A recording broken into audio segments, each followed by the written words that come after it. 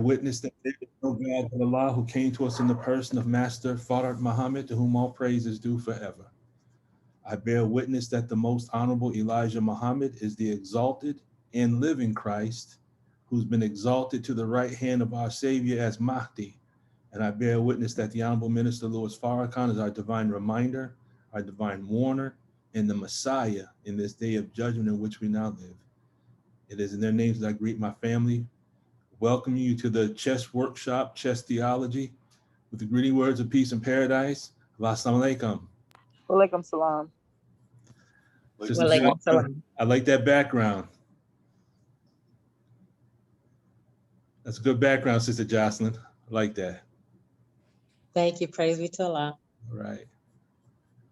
So before we get started, let's handle any questions, any thoughts, anything that might be on our mind tonight before we get started. No questions? How many of us here actually play chess? How many of us know how to play chess?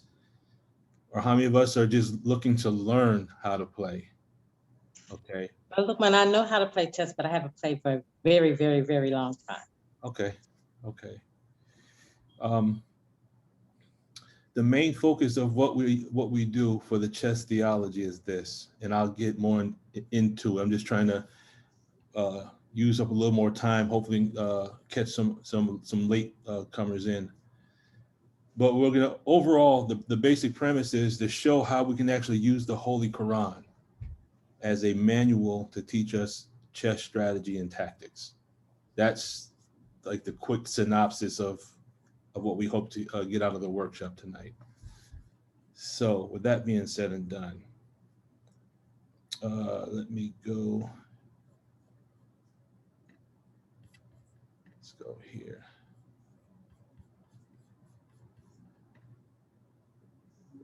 Can everyone see that all right?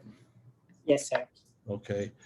Please forgive me if I get distracted. I'm trying to run the Zoom and invite people in, and probably have people looking for the Zoom on the cell phone at the same time. So I'm going to be juggling a couple of different things here. Okay. The theology of chess. So the basic learning objective is this, and I don't know if I'm gonna throw any Dianetics in it tonight. We might save that for tomorrow. This might just be strictly just Islam and chess.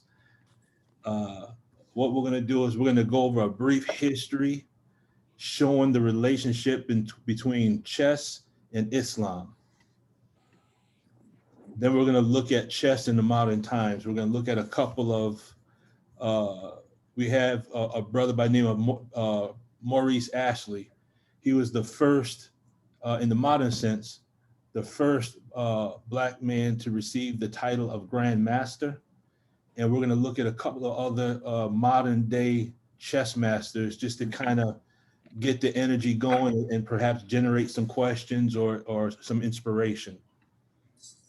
Then we're going to actually go into the breakdown of what chess theology is. Okay. What is the theology of chess? Then we're going to move into how we can use the Holy Quran to teach chess principles. So we're going to be learning our Islam and learning chess at the same time.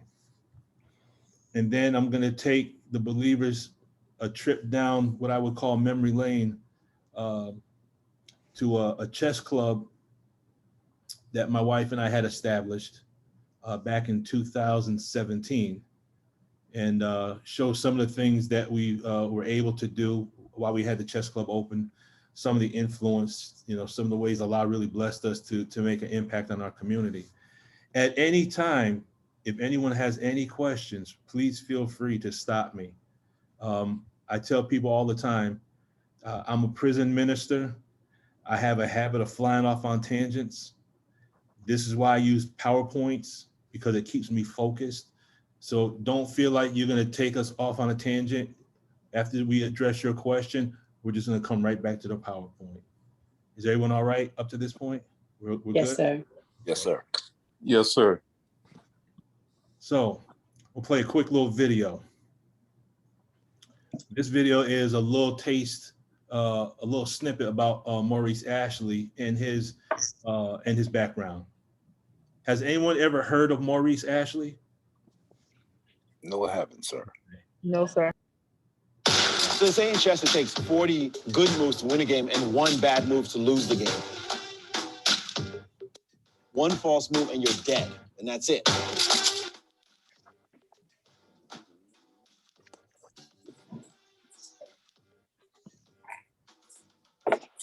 Chess players, anybody for a game? What are you doing? What are you doing? Oh, okay. I first discovered chess as a child in Jamaica. My brother played chess with his friends. I didn't get serious, though, until I came here to the United States, and I was in Brooklyn Tech High School. A friend of mine was playing chess. I remembered the rules from Jamaica. I played him. I was a pretty smart kid. I thought I'd beat him, and he crushed me.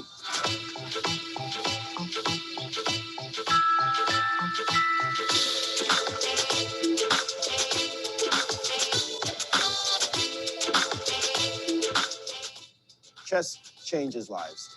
I see it in students that I teach. I've coached kids in Harlem, in Brooklyn, in circumstances that are not easy for those kids. I've watched those exact same kids take the benefits of chess, the character building effects of chess, whether it be critical thinking, better problem solving, better concentration, better focus. And they've taken them and gone on to universities, top universities around the country, and gone on and gotten great jobs and made great careers.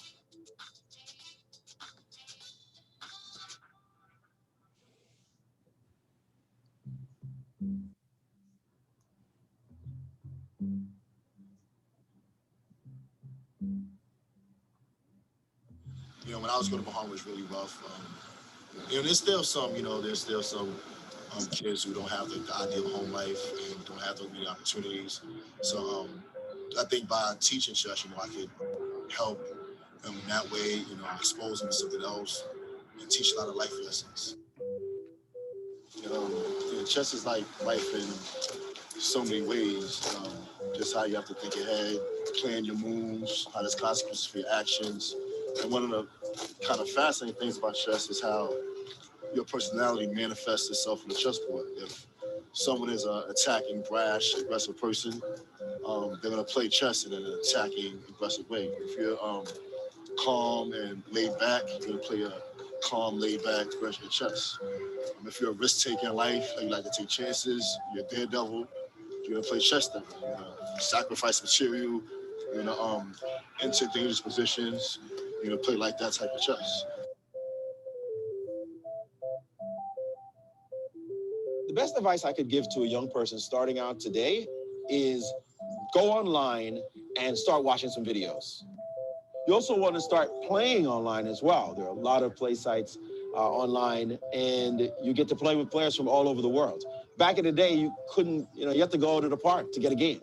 Now you can go online anytime, day or night, and practice. You've got to be ready to lose. If you're not ready to lose, you're not going to get better. People who just want to play people they can beat, they get stuck.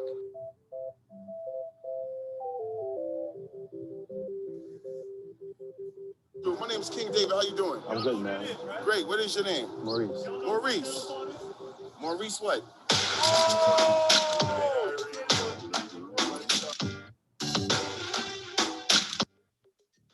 just got my ass hit in 2 games.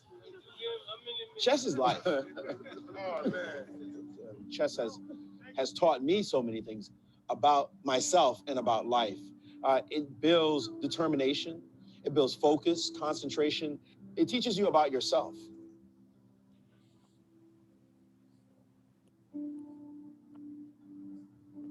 He was fantastic. He had a whole backstory with his girl, and he was in prison at some point. Yeah, David. Yeah, but he's a fundamentally good guy. Just got caught up with the wrong crowd. And now he's learning how to play chess out there with those guys. Chess is not just a game. It's not just a sport.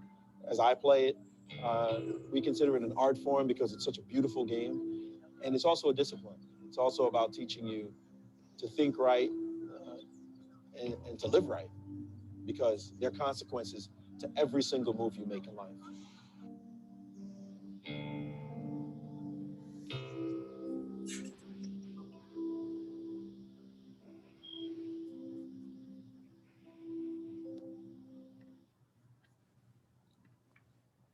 All right.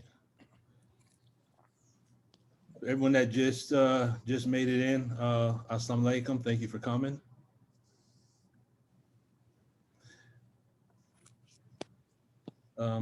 Any questions up to this point about Maurice Ashley or chess or anything? Otherwise, we'll keep it flowing. I have a question. Okay. Sister Vinci from Phoenix. Brother Lukeman, was we supposed to have our chess boards up today or Oh, no, not? ma'am. No, Okay. ma'am. This Thank just you, sir. no. This is just Preliminary. Excuse me. Okay, I'm sorry. Go ahead. That's okay. Yeah, this is just to kind of introduce us to the concept of chess theology. Give us some we have some videos. We're going to be showing all the videos are little small clips. We're going to be touching on the Holy Quran, and we're going to be taking pieces of the teachings and show how, the concept of warfare as given to us by the Honorable Minister Louis Farrakhan and the Most Honorable Elijah Muhammad. We incorporate that into the classroom, and with the hopes that if we have children or grandchildren, that we can inspire in them. And I have four videos of 4 teenagers. One young brother is only 10 years old, and he already has the ranking of a master at the age of 10.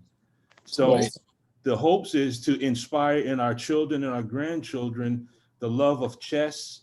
When we understand it, chess and mathematics are actually one and the same thing. And as time goes on, we'll go into the whole science of how to extract principles of mathematics out of chess positions. Yes, But sir. no chess boards today. Okay. Thank you. You're very welcome.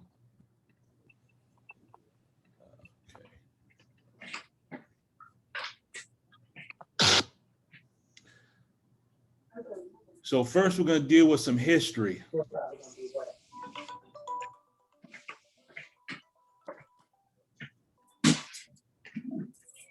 Give me 1 second, please.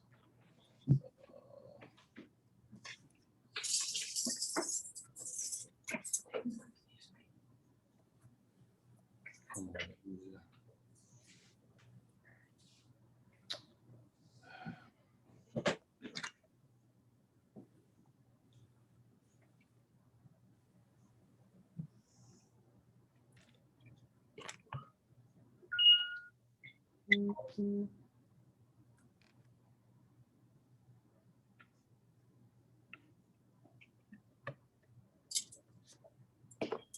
on. Brother Lukeman, Okay. Yes. thank you so much for opening up this door or paradigm to help us, those of us, who's coming on board. I sure want to say thank you for helping us to link this aspect of chess and our lessons or our Quran, wherever it is that you're going to take us, that Allah will help. So I just say thank you. No, thank you. Ahead of time. Thank you. Ahead of time. Thank you. Try not to keep my feet on the ground, okay? Oh. Thank you, sir. If you could just give me 1 second, my oldest daughter is just contacting me to try to get the link for the. Yes. What? Hey, so 2 things. Okay, I got the Zoom meeting right now. I know. The passcode doesn't work. And another thing, I'm still out with friends. Okay. So I'm gonna be there virtually to help support, but don't ask me any questions or anything, so I may not respond. Okay. What's the passcode that you have? I have from the flyer you gave me when I go back to Instagram. Here's the passcode. You ready? Oh, hold on. Let me go back to the. Okay, what am I Zoom? Join. You want to start with the meeting ID again? Oh, Just in case I know Lord. one. Children, well, I'm telling you, they. Okay, you ready? It's 926 674 7821. Okay. The passcode is 9 lowercase z, uppercase M as in Mike, E as in Echo, lowercase I X. X is in xylophone. Yes. Okay. Well, that passcode is different from what I posted on Instagram, just so you know. Okay, well, that's your fault, not mine. And it's the flyer you gave me. I just want to give you a heads up just in case you gave everybody else the wrong. No, I got a room full of people right now. They're listening to the conversation right now. I gotta go. Thanks for the heads up, Dad. All right, love you. Okay, love you. All right, bye-bye. When my daughter was growing up, we would actually talk on the phone, and where she was, she would have her chessboard set up, and I would have my chessboard set up, and we would play chess through the phone. But Wow. and she actually got lucky, and she can't talk right now, so I'm gonna say this. I know she's not gonna respond. She got lucky. Kudos for your daughter, okay? All right, let's get back to business. Okay, so history. A chronological account of the history of chess from its first invention is impossible because no one knows for certain when or where the first invention was. So the method used here is to look in turn at each of the areas of civilization associated with its early progress. Here, I took this excerpt from a book, and they're looking at Islam, Persia, India, and China. Chess is such an old game that it kind of lost, historically, it kind of lost its source. But the only sources that we have right now that are documented is the fact of chess being connected with Islam.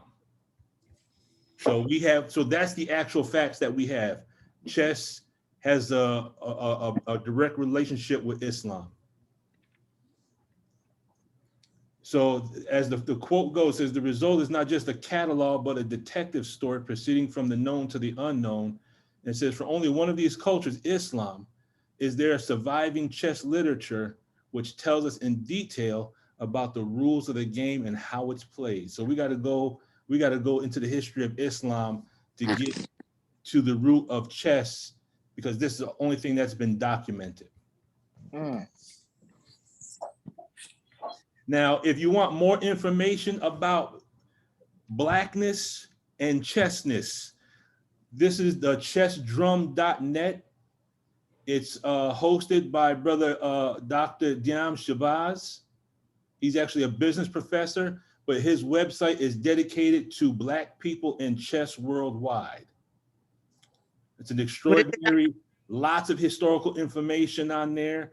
He's got some articles on there that deal with the relationship between metaphysics and chess.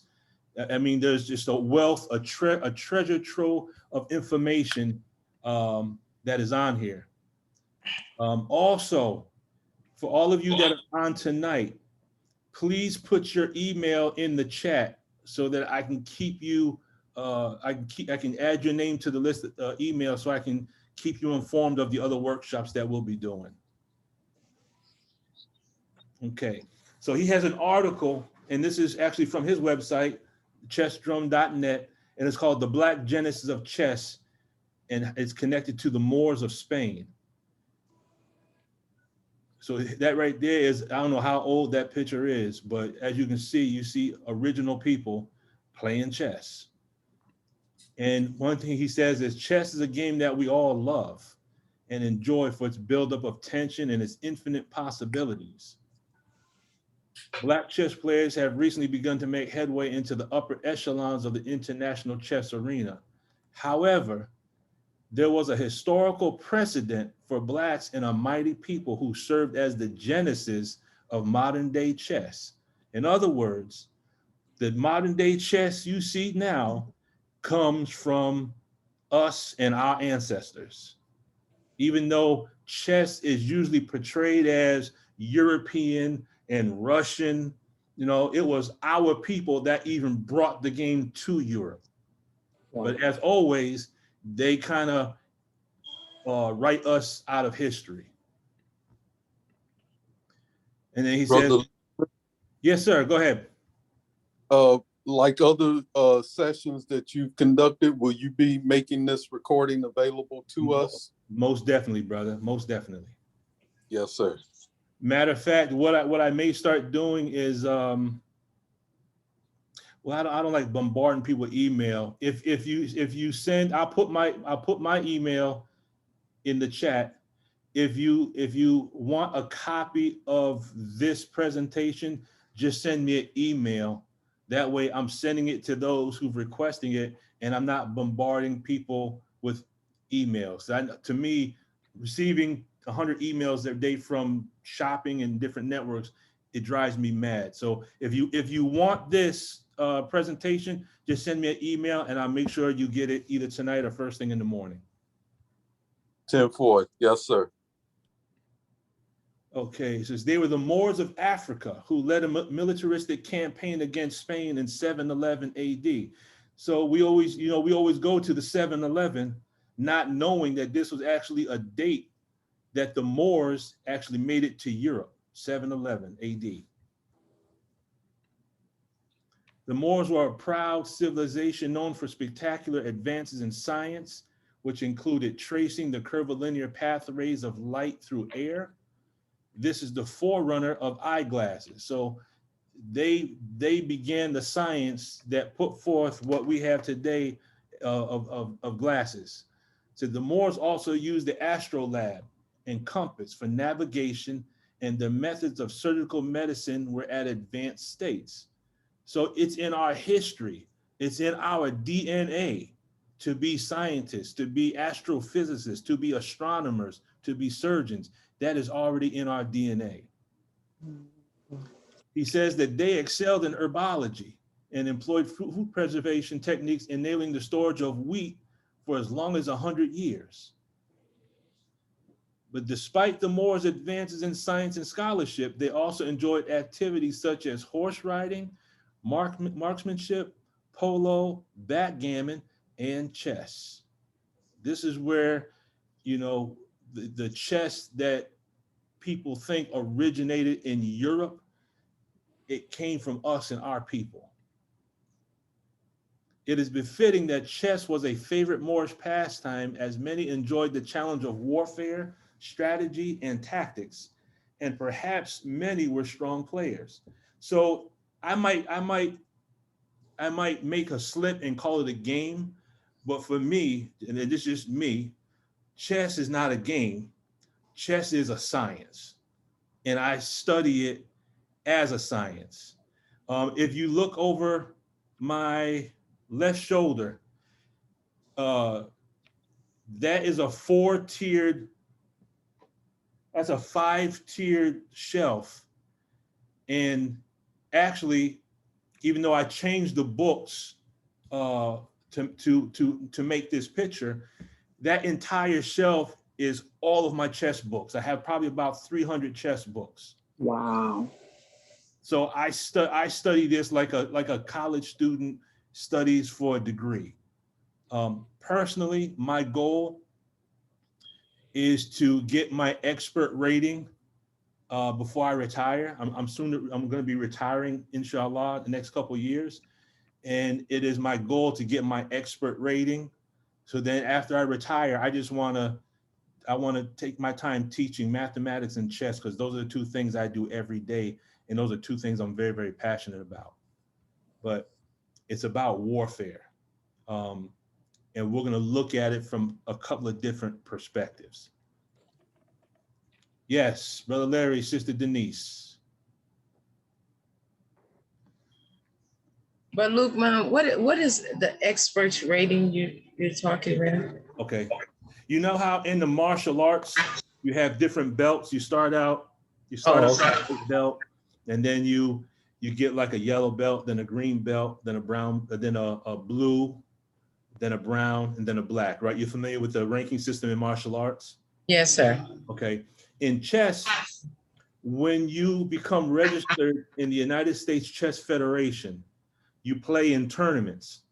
And then when you play in your tournaments, there's this mathematical equation that they use to generate what they call your standing, your ranking. Okay. And when you get up, and you usually, when you first start out, you usually start out, if I could ask everyone just to go ahead and mute your phones. I got just a little bit of feedback. When you first start out, you get a low ranking, and then as you play individuals and you gain victories, your ranking increases. So you have what's called a class E, a class D, a class C, a class B, and then a class A. And once you complete the class A, you get into what's called the expert, and then you get into what's called the master, and then grandmaster. So I got just a little ways to go to break into that expert ranking. And I'm hoping through studying and through getting back into my tournaments to make that happen, because not that I'm doing it for the money, but an individual can make anywhere from $50 to $150 an hour just teaching chess. And that's what I plan on doing when I retire. I plan on traveling, playing chess, teaching chess, and enjoying my retirement and doing the things that I want to do. But that's how the ranking system works. Okay, historically, you got two Muslims. One's name was Al-Ali Al-Rumi, and the other was named Al-Razi. Now, Al-Ali was Al-Razi's teacher. And they actually are considered to be the first documented world champions during the 9th century. This is the information that they don't teach you in school. They always teach you about Kasparov and Anatoly Karpov and Bobby Fischer, and, you know, not taking anything away from those chess masters. But the first world champions were Muslims, original brothers in the 9th century. And in the history, it said that Al-Ali Al-Rumi is the earliest documented author of chess. Assalamu alaikum, brother Salam. Wa alaikum salam, my brother. How you been? I'm good. Good to see you, brother. Yes, sir. I'm sitting in the park just chilling. All right. It says that he wrote a treatise dealing with chess strategy, opening formations, tactics in the middle game, and end game formations. Now, for some of us, opening formations, middle game, and end game, all these terms might not make any sense, but as we continue in the chess workshops, all of this will become easier and easier to understand.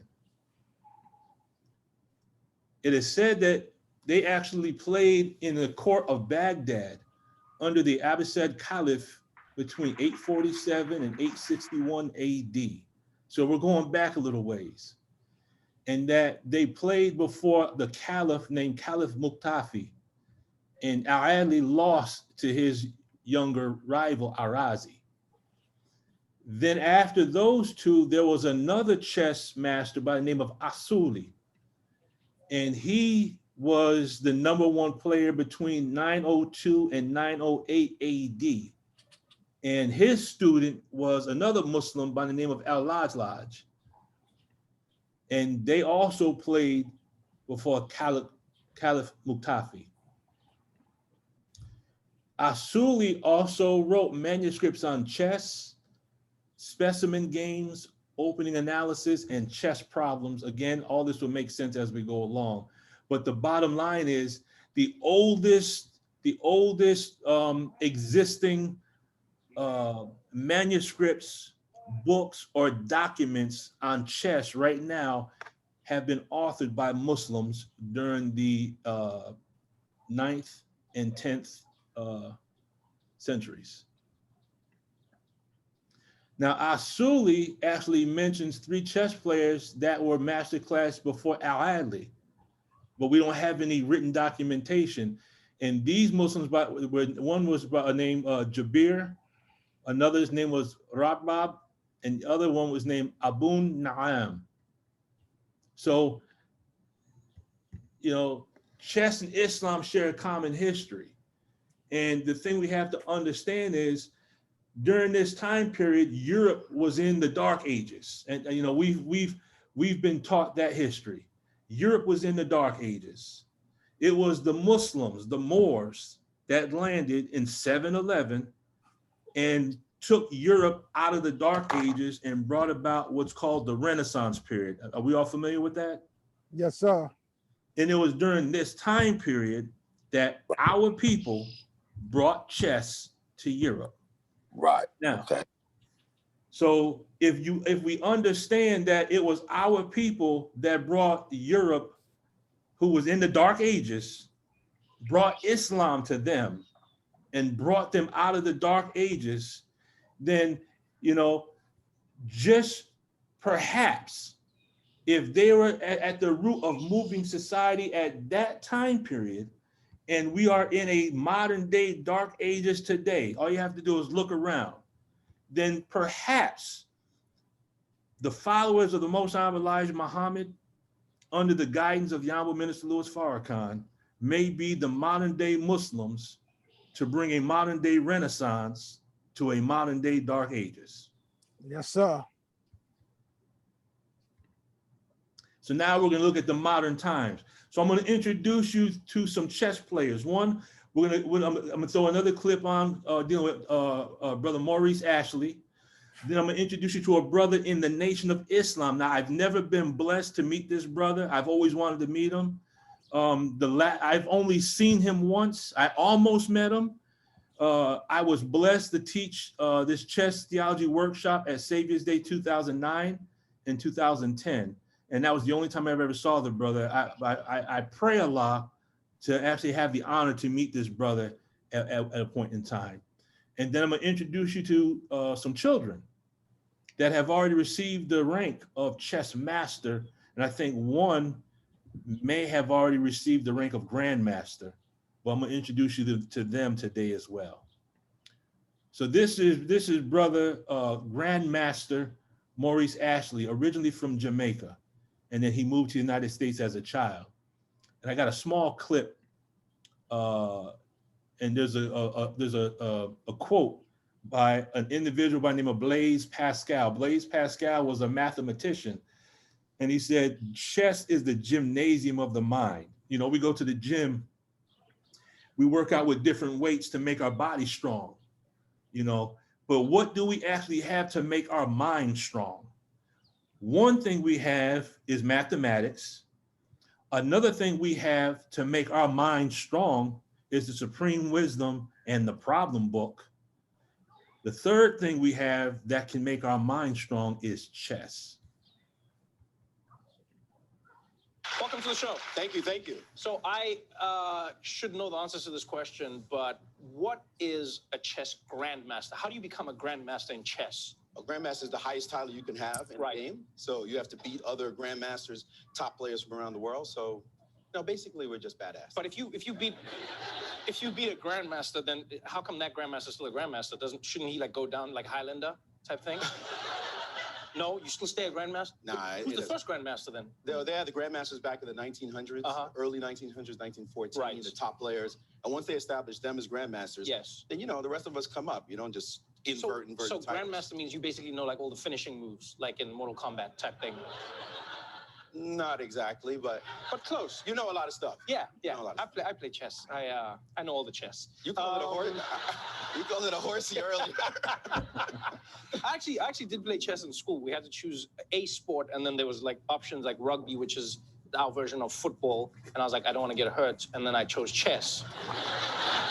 And you know what's interesting is I say that now, but you can't see this in the cameras. But if you look at like Maurice's arms, like I've met a few chess players recently. You guys have a lot of muscles for people who just move a piece of plastic around. No, those chess pieces are heavy, man. But this is a real thing. You actually have to try and be in shape to play chess well. Is this a true thing? It's absolutely true. When you're sitting there 4 or 5 hours playing, you're concentrating. You need the stamina. You need the to be able to focus at that kind of time, you've got to be in shape. And all the top players, Magnus Carlsen, Fabiano Caruana, the guys who are playing in the World Chess Championship right now, they're working out 3-4 hours all the time, every day, man. They have to stay in shape. You see, that's mind-blowing to me because, I mean, you talk about these people. Some people may know Magnus. You know, he's a world celebrity now. I mean, he models as well. He does endorsements for Porsche and everything. You commentate on the games. I find your story fascinating, you know, because you come from a world where you don't think that a young black kid is going to get into chess at the level that you got into, right? Chess was that sport that maybe you saw the old guys playing in the hood. It wasn't like something everyone wanted to get into, but you played it, you got good at it. And what I like is that you brought elements of the hood into the way you commentate on chess now. Why did you do that and how did you get into it? Because you don't commentate in like a boring way. No, you know, it's funny because when we played chess in Brooklyn, I'm from Brownsville, Brooklyn. Right. That's what's up. Brooklyn in the house. Building. No, Brownsville, we say Brownsville was so rough because Mike Tyson was from Brownsville. Right. Brownsville was so rough, Mike had to get out of Brownsville. And the people who play chess in the hood, the brothers were usually the cool guys. Right. Not like the old guys. So they'd be talking to you, trash talking the whole time you're playing. And they're like, yo, Maurice, you know, I was playing chess with your sister last night. Wait. The idea that guys are trash talking. I mean, trash talking all the time. Right. So you get that in your head. You get used to being distracted by players while you're playing, and you just stay cool. So now when I do commentary, I do the same thing. I try to bring that energy and that flow from the hood. You know, it's just normal. It's a game that many people have lauded as the ultimate thinker's game. You know, CEOs have said you learn chess and you learn how to defeat your enemies in the board. You teach people chess tactics in life. Is that a thing people just say to make chess sound cool, or do you actually think chess can help a person think analytically in life? First of all, chess is cool. I agree. Right. I'm telling you, I play chess. I'm not lying about that. I play chess. You know, you trashed chess on this show before. Yes, you did. Yes, you did. The same way I make jokes about South Africa. I love South Africa. I make the jokes. I make jokes about myself. Okay. I love chess. Yeah, all the chess. No, it was a good segment, though. I thought it was funny. I thought it was funny, but still. All right. But no, chess is used all the time as metaphors for politics and business and sports. I mean, it's always being used. You always hear it, you're watching football, and it's like, oh, yeah, they just substituted that guy, and it's like a chess match out here. Right. You always see that. So, yes, it's a thinking game, strategic game. It's one against one. You've got to figure out your best ideas, and as soon as you figure it out, the other person's coming back at you with their best ideas. Right. So, yes, it's just like business, politics, you name it. And you teach kids to play chess. What would you say is the one thing that changes in your mind when you start to learn chess, like that you apply in life? That the other person is more important than you are. Oh. Right? Because we get inside our heads. We got our own opinions. This is me. This is my best ideas. It's like Democrats and Republicans talking across from each other, right?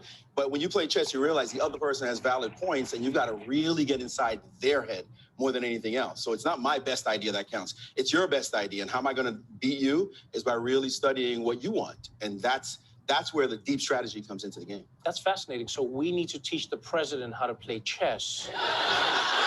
Is what you're saying. It's going to be really hard.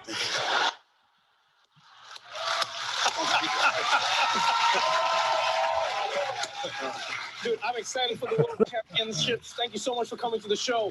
Maurice Ashley, everybody. Welcome to the show. Any questions up to this point? Excellent. Excellent. Questions, thoughts? Yes, sir. I have a question. Sister Deborah, go ahead. Yes, sir. I don't believe I heard him say how young can a person start to learn chess? Oh, we're gonna get into that. Okay. Yeah, hold that question. I taught my middle girl. I taught Emmanuel when she played her first tournament when she was 6. I actually played in the World Open in 2006, and I played against a 6-year-old. And the 6-year-old almost got me. You know, children don't, when they're playing in tournaments, you know, as adults, we don't have the focus like a child has. You know, and me and the other chess player, we were talking about this after a match one day. It's like, you know, we could be sitting there playing chess, but we're at the tournament for the weekend. But while we're playing chess, we're thinking about, I still got a mortgage payment. I got to pay the car note. I got to be to work on Monday. Children, their minds are clear. Their minds are clean. They're not worried about nothing. So children will start at a young age. And I have a couple of videos to bear witness to that. But so it's crazy. This is international master Stephen Muhammad. Stephen. I've never had the honor to meet this brother. Again, I've only seen him once. I saw him at Savior's Day 2009. I pray Allah to have the honor to meet this brother at one point in time. He actually received his international, his title, IM, which means international master. We were talking about that ranking system. He hit the 2400 mark. So he's getting close to grandmaster. And he received this as of the 2006 World Open. Here's a picture of him and Maurice Ashley actually at the 2003 United States Championship. Now, to my knowledge, Brother Stephen, I was just on his Facebook page. I've been trying to get in contact with him to see if he does any chess coaching, and he is in Georgia somewhere. I can't remember specifically, but I believe he's in Georgia. So if anyone happens to know Brother Stephen Muhammad, please let him know that I would love to get a chance to speak with him and ask him some questions. But here's the 4 individuals I want to introduce you to today. The first one is a brother by the name of Justice Williams. The second one is a brother by the name of Joshua Kolas. The third one, I'm not even gonna tell you how old he is. He's actually from Nigeria, Taddy at Adamumi. And one thing about chess is there's no sisters that are masters or grandmasters. But this one sister here, Jessica Hyatt, she is probably the closest to becoming the first American Black master, #1. And now there's some colleges that actually offer chess scholarships. She received a $40,000 scholarship for college for playing chess. So these are the 4 I'll introduce you to today. This is Justice Williams.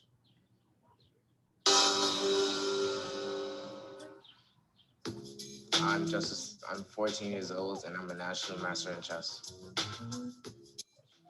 I call myself the LeBron James of chess because I feel like I'm the best at what I do. Justice started playing chess when he was 10 years old in the 4th grade, and by the age of 12, he had broken the record as being the youngest African-American chess player master, period. By 12, I didn't 12 years old. voluntarily choose chess. My mom just signed me up for it. I saw it listed as one of the activities for an after-school program, and I said, you know what? Why don't you give chess a shot? Within a couple of months, he became the team's top-rated player. There's thousands of active chess players that play every day in the United States, and Justice will be classified in the top 1% of all those chess players, and that's considering youth players all the way up to adult players, and Justice being 14 to be classified as the top 1% of chess players in the United States. It's quite an accomplishment. Good game.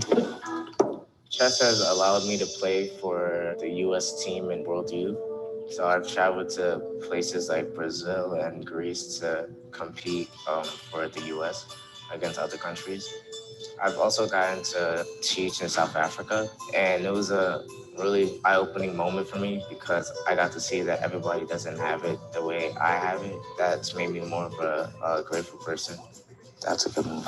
In my spare time, I teach young kids chess because I feel like giving back is the best way. So if you move this bishop, I think his different look and feel than your usual chess player has helped actually engage kids from different communities in the inner city, and we've seen a growing popularity in those communities due to Justice's involvement with our organization. My proudest achievement and winning the 9th grade nationals My ultimate dream for Justice is to excel in whatever it is that he chooses to partake in. But ultimately, I really want him to use what he's learned to inspire other kids to simply do something different. You know, set the trend as opposed to following the trend.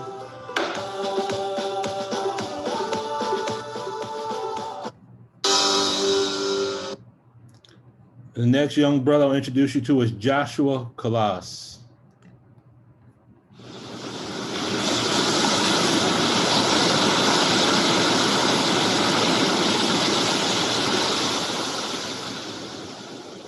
My name is Joshua Colas. I'm 16 years old, and I am the youngest African-American chess master in history. It is certainly an honor for me to present to this chamber today one Joshua Colas, who's here. Joshua, would you stand up? This is the youngest African-American United States chess master. I started playing chess at 7 years old. My dad actually taught me the game, and he took me to this annual tournament in Philadelphia called the World Open. I saw so many kids playing the game. At first, I thought it was a game for older people, and when I saw so many kids playing, I asked my dad to teach me the game, and that's how it started. He has won 6 national championships, and he has played in everywhere from Slovenia to Brazil, Dubai to Greece, and he has represented the United States as part of Team USA. And at age 13, Joshua completed his 500th career tournament and was awarded the title of Life Master by the U.S. Chess Federation. I like chess because it's a game that teaches me patience. It's a humbling game. The toughest part about playing chess is winning a game that you're winning. It sounds funny because when you're winning, you think you're going to finish the game off quickly. You just want to take your time and not rush and find the way to win the game. Before like a big match, I sometimes I listen to Drake, one of his ambition songs, like that gets me into mode of fighting, because chess is a fighting game as well. Joshua is also a normal kid. He likes to play basketball. He plays piano. He plays video games. He inspires other youth. He does simultaneous chess simulations where he plays a bunch of people at the same time. Joshua can play without looking at the board. He is faster than most anyone you will ever meet. I told Joshua that he's here because we're proud of him, because he's a role model, and we collectively as a state, as a country, can't wait to see your next move. Congratulations.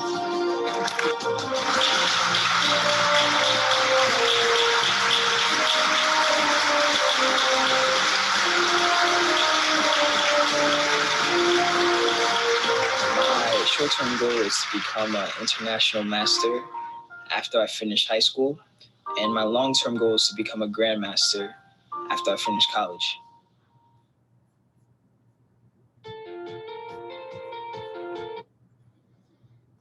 Questions, thoughts, comments? Okay, we'll keep it going. Yeah, I have a question. Go ahead, Brother Salam. You know, when I look at this, it only bear witness, man, that the Most Honorable Elijah Muhammad said that we will produce gods. And when we look at young children like this, who are showing and proving that they have a God mind, this is just a bearing a witness, man, that the Most Honorable Elijah Muhammad was right in his act and is right in his act.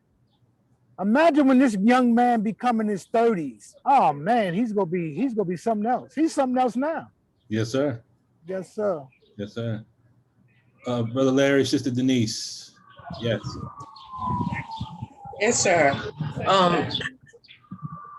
How can you find out if a child is interested, you know, like in chess or checkers? You know, how can you peek up?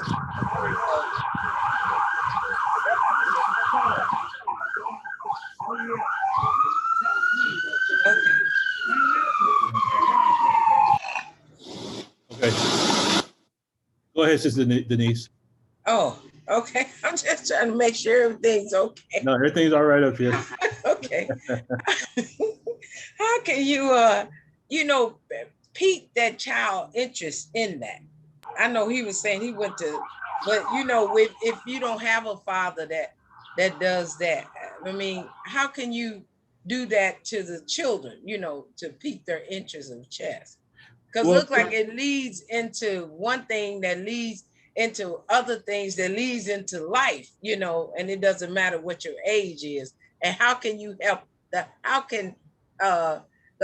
old school people that that slate and mind is not clean, how do we get ready for this? If you understand what I'm understand. You basically, your question is, number one, how do you find out if your child is interested in chess? And number two, how would you actually get them involved? Is that your two questions? Sister Denise? Yes, sir. Those are my questions. Okay. Yes, sir. Let me ask you this. If you don't mind me asking, what city are you out of? St. Louis. Okay. In the mosque in St. Louis that you might be, are you a part of the mosque? Yes, sir. Okay. Well, I only say it because there's individuals that are on the Zoom that aren't in the mosque. I didn't want to just assume. Okay. Okay. Find out if there's any brothers or sisters in the mosque that are chess players. That's number one. Number two, there's a couple, and I'll have to look them up because I can't think of them off the top of my head. There's a couple of really good chess movies that might be inspirational, to get a child peaked, or just to sit the child down in front of a chessboard. Have someone that sit them down in front of a chessboard just to start, taking it from square one to see if they're interested. If you can't find individuals to sit down and do the chess with the child, and if you don't have anyone locally, then actually right now I'm in the process of putting together. Oh, actually, my wife is putting together a web page where we'll actually be teaching. We'll be doing the chess through Zoom. So we'll have group sessions, but we'll also do one-on-one. So we just have to find out now, how old is the child that you're asking about? He's 10. Oh, he's 10 and the other is 7. They're ready for anything. Okay, then all we have to do is, I would say, sit them down in front of a chessboard just to see if they're even interested. And 9 times out of 10, if you have an individual, if you have children that are, their mind is piqued with science and mathematics and whatnot, chess is almost like a magnet. Okay. So we'll stay in contact, and I'll feed you as much information that I can. And at the end of the road, if you can't find someone locally, then we'll just have to find a way to make something happen to get the children involved in chess where you are. Yes, sir. Thank you so much. You're very welcome. Anyone else? Okay. Now this is a 10-year-old, and he just received his master ranking, and he's already the author of 4 books. Now, why do I say that? Perhaps it'll be inspirational for some of us that, we've been around 20, 30, 40, 50 years, and all of us have something to share. All of us have a gift. We have talents that Allah has blessed us with. And one of the ways that we give praise back to Allah is to multiply our talents. So if a child at the age of 10 can accomplish what he's accomplished, then brothers and sisters, we don't have any excuse. We need to begin to accomplish all the things in life that we want to accomplish. And I'm speaking more to myself than anyone else, because Brother Salam will tell you, we have a number of books, and we were supposed to get these books out, I think maybe Savior's Day 2015, Brother Salam, right? You're on mute, brother. Yes, sir. Yes, sir. Yes, sir. We had it all set up. We're going to get our table for Savior's Day and have our books all ready to go and everything.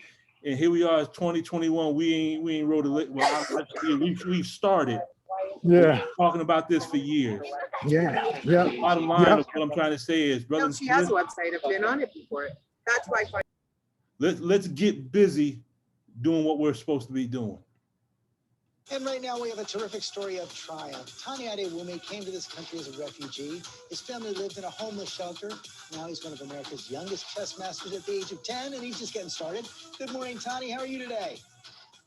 I'm doing very good. You are doing very well, and you're looking very sharp this morning as well. So tell us how it feels to be a master at the age of 10. It feels very wonderful, feels very good, because I've been trying to get it for some time now, since the pandemic. So it feels very relieving to get the time. Not all that much time. You're only 10, but tell us how you first came to chess. So how I first came to chess was definitely back in Nigeria, where I saw my dad's computer, and I saw this app. It was just called Chess. I didn't really know what it was. I just looked at it for like, 1 minute, then I left. But when we came to America, I actually played on a real board with my brother, and he got it. He got the idea from his school. So we just played some moves, but it wasn't exact the way that chess would be played.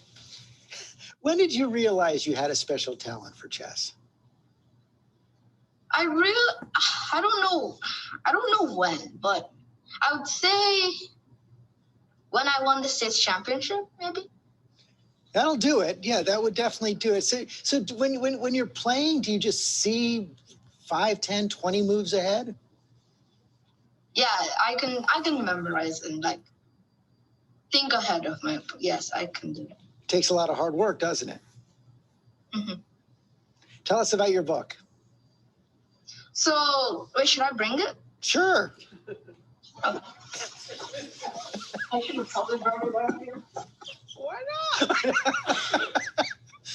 I didn't know it was going to be that far away, but show it to us now. Look at that smile. Okay, so there are. So this one is the adult version. This is the adult version, and then this one is the London version. Whoa. And then this one is I think this is the young readers edition. And then for the kids, you can't forget about the kids.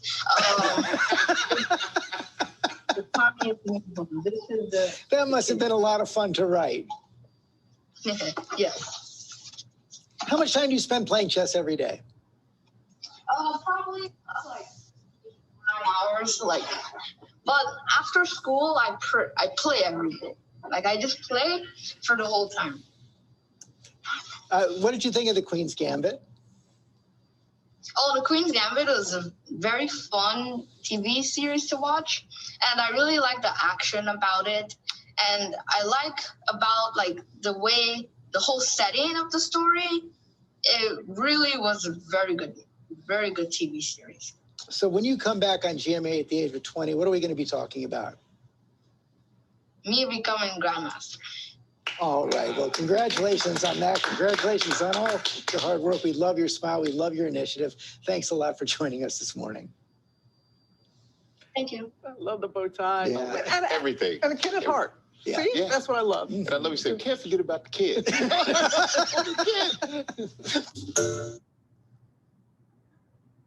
Any questions or comments before we move forward?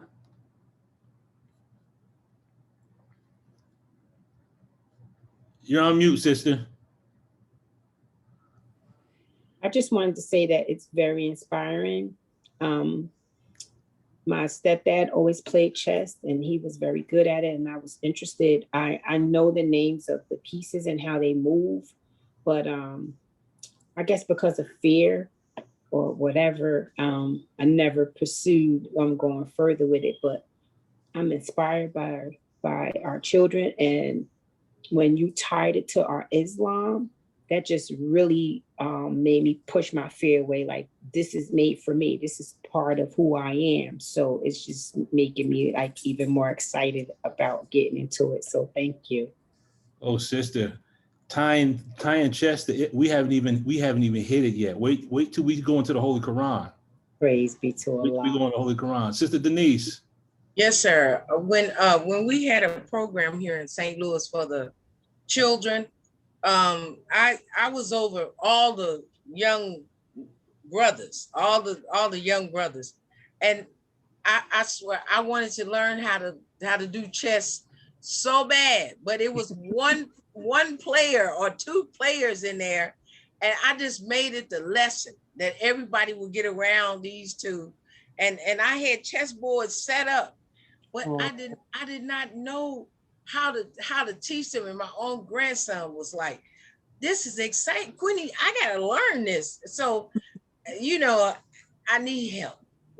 That's all I can say. Sister Denise, Because I had the children all excited about chess that I could not teach them. I can play checkers, and I'm very good at that, but chess, I mean, it's like you got to remember so many moves, and I hope it's not about so many moves. I'm glad you connecting it to something that I know about, which is Islam. So thank you, beloved. Okay. Wait till we go into Lost Found Muslim lesson number 1 in a minute, and you're really gonna see some stuff. But we got to find a way to make it happen in St. Louis where you are. We'll work on that. Now let me. I gotta bring a sister to the table because we haven't seen no sisters. That's yet. right. So gotta bring a sister up here. And right now, chess champion from Brooklyn, who's only 15 years old, has been awarded a $40,000 college scholarship. CBS 2's Cindy Hsu introduces us to the queen of chess. Jessica Hyatt, here on the left, is one of the top 10 Black female chess players in the country. I play whenever I get the chance, like in my free time, like during classes, except sometimes. She plays 5 to 7 hours a day, and at just 15 is hoping to become the first African-American female chess master. Now here's how it works. You need to achieve a rating of 2,200 to become a chess master. Jessica is at 1950. I spoke to her coaches, who are both national masters, the highest level in the U.S. Terrell Harriott started coaching Jessica 5 years ago. I learned the game when I was 15, so for Jessica being 1950, that's a huge edge. She's a sophomore at Success Academy, which has an incredible chess program. David Mbanu, also a national master, remembers the first time he met Jessica, who's normally very quiet. The first thing she did, like right around when class was over, was she walked up to me and she was like, "Can I play you?" And I remember I was like, oh. And he says she's very close to making history. There has never, ever been a female Black player to break the master ranking, and that's what Jessica's going for. The 15-year-old won the Daniel Feinberg Success in Chess Award, which comes with a $40,000 college scholarship. Jessica now has to play online, but is determined as ever. And her mom is hoping other young children, especially children of color, will be inspired by her daughter's story. If your kid's passionate enough about it, have them go for it, because the sky's the limit, right? And Jessica is going for it. In Brownsville, Brooklyn, Cindy Hsu, CBS 2 News. Sky is the limit, along with becoming a... Questions or comments before we go forward? All right.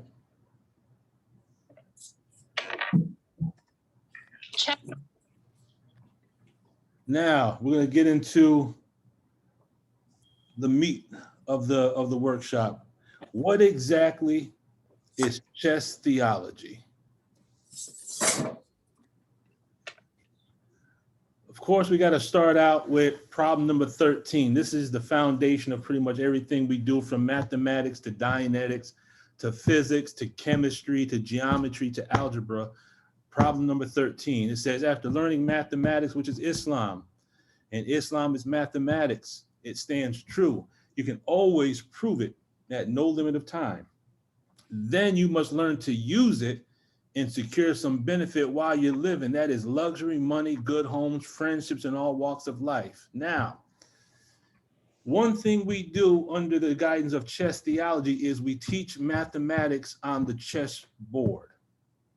Now, those of you that have an understanding of chess, you know that each of the chess pieces has a point value. Your pawn is 1 point, your knight is 3 points, your bishop is 3 points, your rook is 5 points, your queen is 9 points. So we know the value of the pieces, but I would almost want to guess that you've never been taught the value of the squares.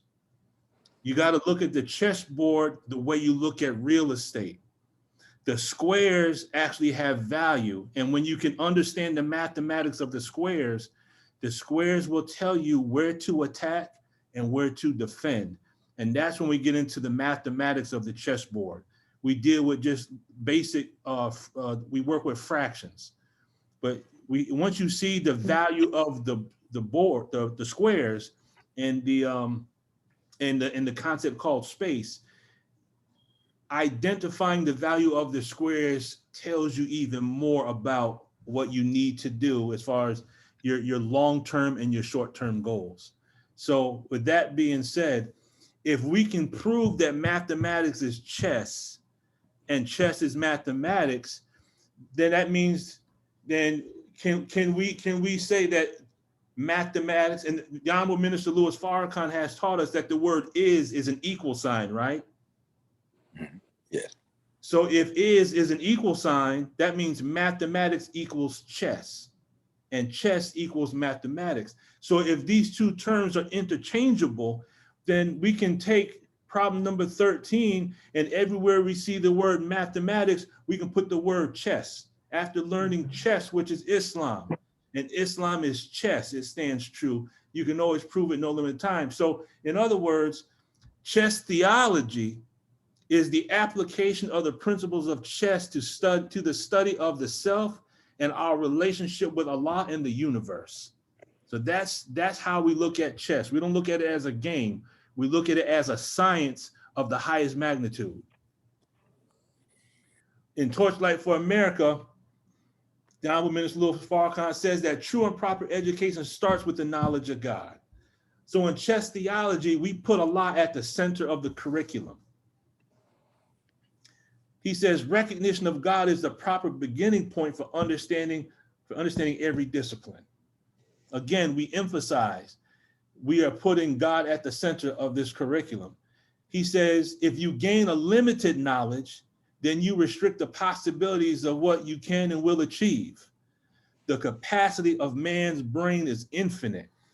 Then he coined a phrase that says that if you basically control the diameter of a person's thinking, then you control the circumference of their activity. And I'm paraphrasing it. And basically what he's saying is if you can control a person's thinking, you control what they do. And the sad part about where we are right now as individuals is we are where we are, not because someone else is controlling the diameter of our thinking, we are actually limiting our own diameter. As the minister has taught us, we have our own foot in our own way. The sky is the limit. We can do anything that we put our minds to. All we need to do, there's a verse from the Holy Qur'an. The Honorable Minister Louis Farrakhan gives us Surah 87, I believe it's verse 1 through 3. He gives it to us in study guide number 9, our intimate relationship with Rabbil Alameen. And he says that the word Rab means, it comes from, he broke it down based on the ayats or the verses, says that Allah creates, then he makes complete. He measures and then he guides. Now, those of us that understand the language of Dianetics, I wasn't going to do it, but we have to go to Dianetics for just a split second. You have a word called postulate. And when you make a postulate, you talk about what you're going to do in the future as if it's already been accomplished. Does that make sense? Yes, sir. So Allah says in the Holy Quran, kum fayakun, being it is. So Allah postulates. Now, how far does Allah postulate? Lost Found Muslim lesson number 2, question number 1 tells us that the original man writes his history 25,000 years in advance. So the original man postulates in cycles of 25,000 years. And prior to the deportation of the moon, if my numbers are off, just correct me, when the circumference of the planet Earth was, I think, 35,000 or it was 33. It's one of those two. But the circumference of the planet Earth was larger than it is today. At that time, we wrote our history in cycles of 35 or 33. I just can't remember the number. 35,000 year cycles, brother. Who was that? Was that brother Rashid Allah? Who was that? Brother Rahman from Charlotte. Rahman, thank you for that correction, brother. You said 35? 35,000 year cycles. Praise be to Allah. So at one time, we wrote our history in 35,000 year cycles. So if the original man can write his history, and as Minister Farrakhan teaches us, he writes his history and then walks into it, and the made man makes history and then writes about it after the fact. No, we write our history and then we say, this is what's going to be. Okay. This is what's going to happen. Yes, sir. This is how we're going to do it. What is that called? Rule number 3 says that we speak past, present, future tense being perfect. So speaking in the perfect tense is talking about what we did. That's past perfect tense. What we're doing, that's present perfect tense. And what we will do, that's future perfect tense. When we speak in the imperfect tense, we say, yesterday I was going to, or today I might, or I'm thinking about, or tomorrow I might do this. I want to get this done. Brother Abdul Hafiz, may Allah be pleased with him, used to always say, wannabes don't make honey. So we can't talk about what we used to do. Past is gone. We can't talk about what we might do today, because tomorrow's not guaranteed. And we can't talk about tomorrow, even though sometimes we know we have to say inshallah. Some of us, not all of us, we use inshallah as an excuse because we already know we ain't gonna do it. I'll get it done inshallah. And you already know you ain't thinking about doing it. So we want to speak past, present, and future tense being perfect. We want to talk about the things that we did, not in an arrogant way, but we want to share that wisdom with the youth of today. Tell the youth today the things that we accomplished. Let's talk about what we are accomplishing, and let's make plans or write our history in advance with regards to what we will accomplish tomorrow. Everyone all right with that? Yes, sir. I felt like I was back in prison for a minute at the rostrum. I got the spirit there for a minute. I see you smiling, Brother Salam. So Minister Farrakhan tells us every human being requires a knowledge of self as a part of proper cultivation of the divinity that is in them. And then he says, a new public school system should relate the curriculum to the self. When you see the curriculum as an outgrowth of self, then we can identify with the curriculum, giving us an incentive to learn. Now, let me just say this one piece for a quick minute. This question is more for those that have taken the Dianetics courses, but have not been a part of our Dianetic Zoom that we have on Sunday. For those of you that have had any of the courses in the orgs, do you remember doing your coursework and you had that little bowl of marbles and the little beads and the little trinkets, and they call those demo kits? Y'all know what I'm talking about? Y'all with me? No, sir, I'm not. Yes, sir. Yes, sir. Yes, Yes, sir. sir. For those who have taken the Dianetics course and we have those demo kits, that was so we could take the objects and use it to understand what we're studying. But in Islam, and this is not saying anything negative about the org, but in Islam, we don't use glass beads and little trinkets. We use atoms, we use planets, we use mathematical equations, we use physics, we use electrons, protons, and neutrons. The universe is the demo kit of Allah. So we get into the mathematics and science in order to understand the higher communications that Allah gives us. Allah says in the Holy Quran, Surah 2, verse 26, it says, Allah disdains not to set forth any parable, a gnat, or anything above that. So Allah, what are you telling us? Allah is telling us that when you look at the smallest thing, which is at that time period, would be considered a gnat. If we look at that in the modern time, we would say Allah disdains not to set forth a parable, an atom, or anything above that. Allah is telling us that in his creation are parables. And parables are illustrations that teach us spiritual concepts. If you look at page 2, I think it's page 219 of Closing the Gap, we are taught that the Savior used to teach the believers at that time through pictures. And once you have the picture in your mind, you can extract the truth from the picture. Does that make sense? Yes, sir. So in chess theology, what we do, we take the chessboard as a demo kit. We're learning mathematics through the chessboard, but we're gonna learn something about ourselves on the chessboard. Yes, sir. You're gonna learn something about your personal, your pluses and your minuses, the benefits and your disadvantages, what you do to that is advantageous, and what you do that gets you in the rut that you get yourself into. We're gonna find that on the chessboard. We're gonna identify it, and then we're gonna remove it. It's almost like using the chessboard as an auditing tool. Praise be to Allah. So chess theology is the application of mathematics to the understanding of chess principles. It is the study of the nature or attributes of Allah through the study of the square, which is the chessboard. Now, Surah 2, verse 31, we're taught that Allah taught Adam all the names, correct? Okay, now, walk with me on this one point. If Allah taught Adam all the names, and let's just say those names are the 99 attributes, which is called Al-Asma Al-Husna, the 99 glorious names of Allah, which represents different aspects of his personality.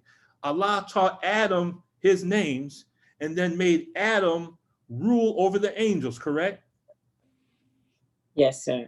And in some aspects, we're taught that the angels represent the forces of nature, but we also understand they represent individuals who have control over the forces of nature. Yes. So now the premise is this: if Allah could teach Adam 99 things and then allow Adam to rule the universe or rule over everything except himself, the premise that I would like to share with the believers is this: what if we could find 99 principles of chess? And by understanding these 99 principles, we can become masters of chess. I'll go a little step further. What if we could find 99 principles in mathematics, and based on understanding those 99 principles, we can gain a mastery of mathematics. Wow. So what we've done by Allah's grace is we've connected each attribute to a principle of chess. So as we learn a chess principle, we are learning an attribute, thereby putting Allah at the center of our chess curriculum. Oh, Allah. That's the chess theology. Chess theology is a science that expands our minds through the study of chess. It is the study of the self through various concepts that make up this game of strategy, tactics, and warfare. So that's what chess theology is all about. So chess theology itself is a game of skill, strategy, and tactics played between two people with the goal to trap and eliminate the opponent's king. And then theology is the study of the nature of Allah, God, his characteristics, personality, temperament, and attributes. And it's also the study of religious beliefs, principles, and practices. So we combine these two concepts together. Chess theology, the summarized version is it's the study of the nature of Allah, God, and the study of religious beliefs, practices, and principles by examining the principles involved in warfare, such as the science of tactics and strategy. We all right so far, believers? Yes, sir. Yes, so sir. Here's the question. Yes. What does the study of Allah, God, have to do with warfare? In the Bible, it says this: the Lord is a man of war, and the Lord is his name. So God is not a milquetoast, pacified individual. He's balanced. That's right. He has his softness, and then he has that side that kicks butt and takes names. That's right. So Allah, in matter of fact, in one of his attributes, I can't think of it off the top of my head. One thing we do with the Dianetics portion is we take the concepts of Dianetics and we find those concepts in our Holy Quran. We actually go into the Holy Quran and we clear the words in Arabic, and we find the Dianetics in the Holy Quran. We do the same thing with the chess principles. This is going to make more sense in a minute because we're gonna hit it from some different angles here. So, you know, one of Allah's names, when you clear the Arabic, the word actually means strategy. Oh, here it is. Where it says, and the Jews planned, and Allah planned, and Allah is the best of planners. So Allah is the best of planners. And in Arabic, if you actually pulled up that verse in the Holy Quran and you read the Arabic, it says that Allah is al-Makara, al-Makara. And when you look up the word Makara in an Arabic dictionary, one of the meanings of Makara is strategy. So so Allah is the greatest tactician or individual that deals with strategy. So now, is the science of warfare important? Yes. Well, the Most Honorable Elijah Muhammad says it like this. He said that they would not teach our people the science of modern warfare, defense, birth control, or chemistry. He knew these things were things that free people must know in order to protect, preserve, and advance themselves. So if the Most Honorable Elijah Muhammad said that these are the things that the enemy wouldn't teach us, then these are some of the things we need to learn. We need to know the science of warfare. In Closing the Gap on page 197, they make the Honorable Minister Louis Farrakhan and Brother Jabril having a conversation. Look, Bond. Yes. Can you show that last screen one more time, please? I sure will, brother. Thank you. I got it. You got it? Yes. Page 40. All right. And I just had to get that little shot of the little brother right there holding the message to the black man. I always thought that little picture was cute. They mentioned what's called the 6 sciences: music. And if you connect with Brother Batin and Sister Belinda, every Tuesday and Thursday morning at 10 a.m., they have a Zoom meeting where they get into the Dianetics as well. And I would say not the majority of the time, but we deal with the music and the science of music and mathematics with that group as well. But music is one of the sciences that we must know. He mentions medicine. The third one is color. Now, when you deal with color, you're dealing with a branch of physics called optics. The science of business, the science of mating, and finally, the science of warfare. On page 203, he says, regarding warfare, one must know how to protect what one develops from an enemy. So the science of warfare is a science that can free you from an enemy as well as protect you from an enemy. And that's another reason why we need to be involved in the martial arts, since we don't carry weapons. However, if you have a weapon and I happen to get it, I can use it. It didn't say I can't use weapons, it said I can't carry weapons. That's right. And in the Bible, when they came for Jesus and one of the disciples cut off the centurion's ear, Jesus didn't say throw the sword away. Jesus said what? He said put it up. So it just got to make it real. Everything's for real. That's right. If we get our hands on the weapon, then, you know, hey, it is what it is. Anyway. Then he says, since the enemy did not want us to ever be freed from them, nor able to protect ourselves from their wickedness, they never wanted us to learn the science of warfare. Now, here's what Minister Farrakhan says in the meaning of FOI. It says, military training implies tactics. The number one thing in chess is the understanding of tactics. He says, military training implies maneuvers. That's another concept that's heavy in the study of chess. He says, military training implies going behind the lines in enemy territory. And that's another concept that you'll find in chess. He says, military training implies establishing a beachhead in enemy territory and then proceeding to take control. Military training implies war.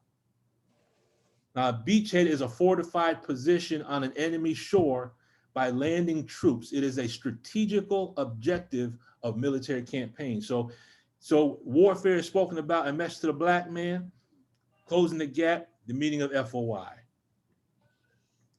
Where can we find these chess principles in the Holy Quran? Here's where we're going to take off for a little bit now. So, you know, put your seatbelts on, put your tables up. If you have any questions about these ayahs, please feel free to ask them. But we're going to actually show how we can use the Holy Quran as a book to study the principles of chess. But I'm going to start by showing you some of the things that I learned in chess and how this whole thing started. This is about 2003 is where we're beginning. So first, let's look at some ayats. Allah says in the Holy Quran, and we have revealed the book to thee, explaining all things, and a guidance and a mercy and good news for those who submit. So Allah did not say, we revealed the book to thee, explaining all things except chess. He didn't say we revealed the book to thee, explaining all things except mathematics and science. Allah says he's given the book explaining all things. So mathematics, physics, chemistry, all those things we need to study is in the Holy Quran. Yes, We just have to use the teachings that we have received and crack the Holy Quran open like an atom and extract the power that's contained therein. And one thing that the Honorable Minister Louis Farrakhan said, he says that with regards to the study of Dianetics, that will help us to open the treasure, I think he said treasure trove of our supreme wisdom, where we've had the wisdom, but we haven't been able to extract the treasure that's in there. Allah says in the Holy Quran, we have explained everything with distinctness. He doesn't say we've explained everything except mathematics, or we've explained everything except chess. He says we have explained everything. And certainly we have made the word to have many connections for their sake, so that they may be mindful. Have you ever noticed every year during Ramadan, you read the Holy Quran and you come across verses that seem as though you've never seen those verses before? Yes, sir. Did someone come in and change your Quran in that previous year?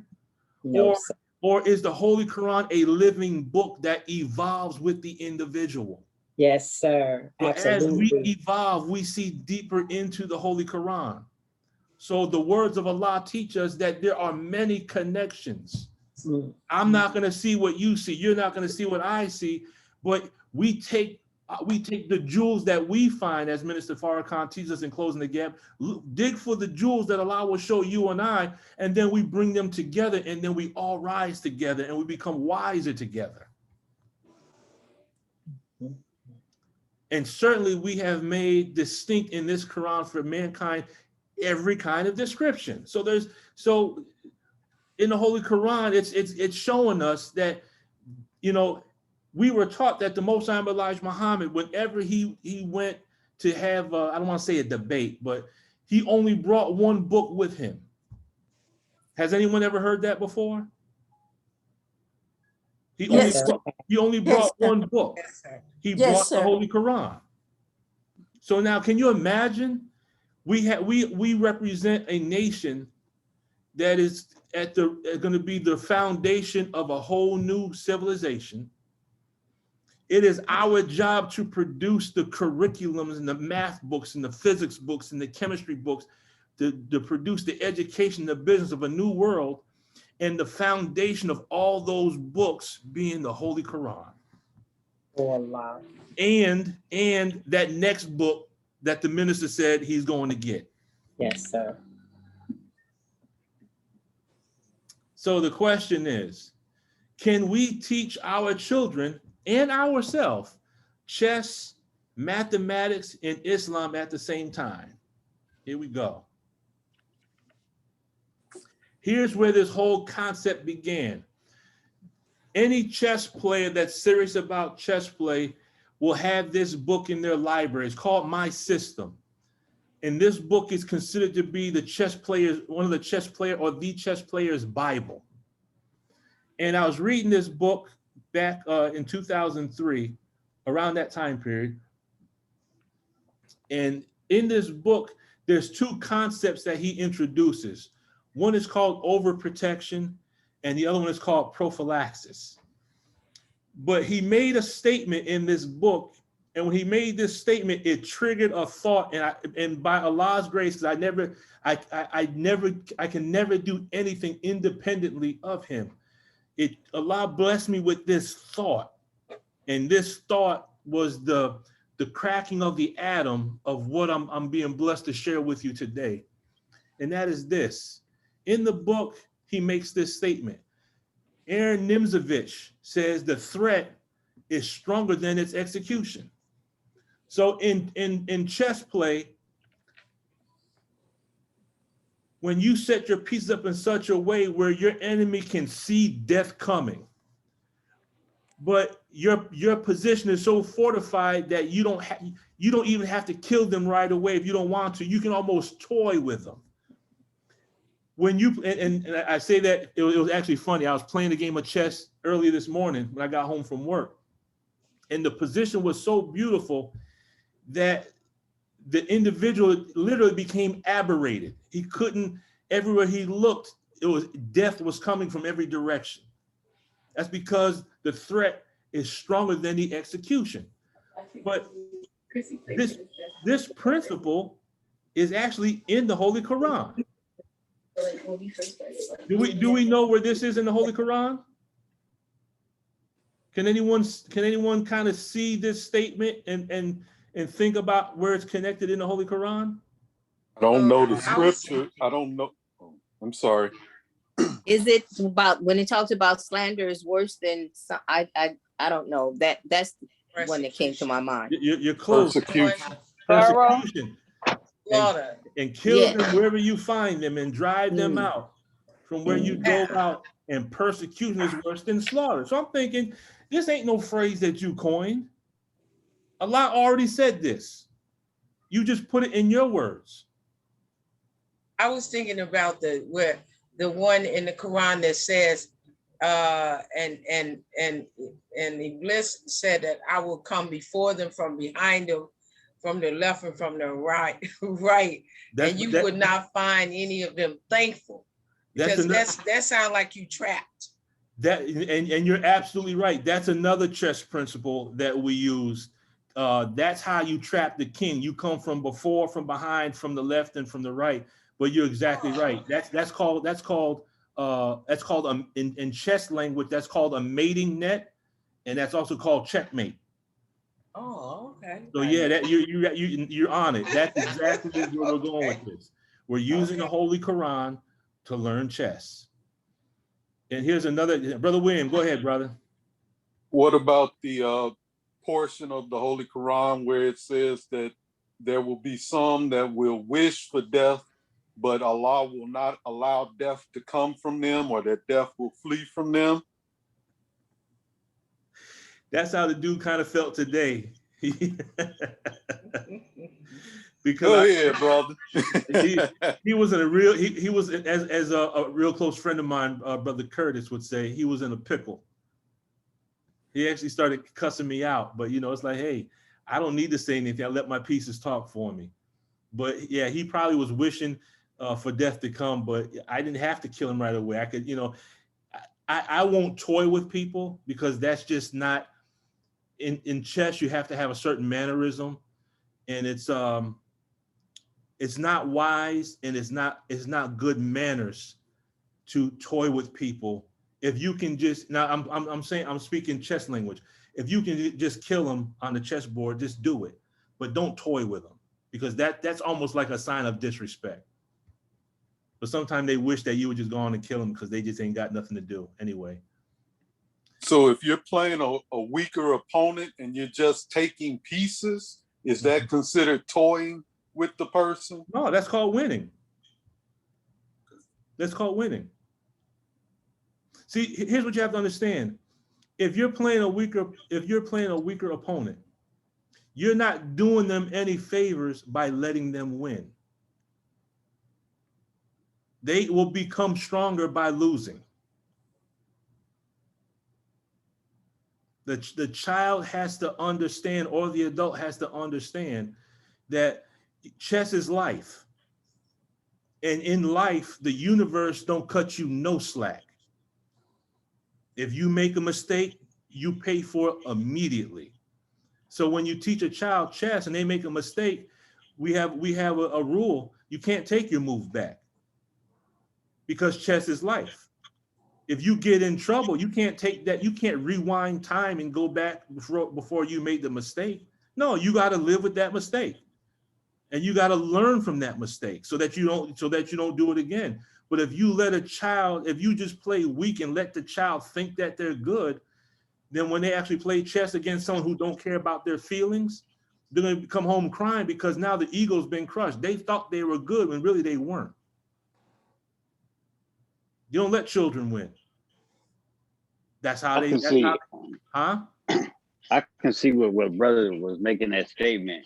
It's like you have somebody in a position to where you actually, in the next two moves, you can checkmate them. They really can't do nothing about it. But rather than checkmate them, you start just taking their pieces off the board. That's what toying seem to be like. In my humble opinion, that's disrespectful. Just checkmate. Just checkmate. Don't just take all the pieces, because now, and again, this is just my opinion. Now you're being arrogant. Now you're being disrespectful, and now you might invalidate someone to the point where they don't even want to play chess no more. That's not why we play the chess. We play chess because we're trying to educate and teach the youth. We're not trying, teachers did that to us in the classroom, mathematics and science. And now as adults, we have engrams with regards to math and science. No. Yes, sir. Just checkmate the child and then go over the game and use that game as a teaching tool. What I do when I play chess with children, I record the game. As we make our moves, I record it. And then when we finish, I say, okay, let's go back through the game now so we can see where you made the mistakes at. So now they've lost, but they're learning from their mistakes. But you're absolutely right. Don't just take the pieces just because you can. That, to me, that's just arrogant. Sister Beverly. Yes, ma'am. Yes, Assalamu alaikum, Brother Lukman.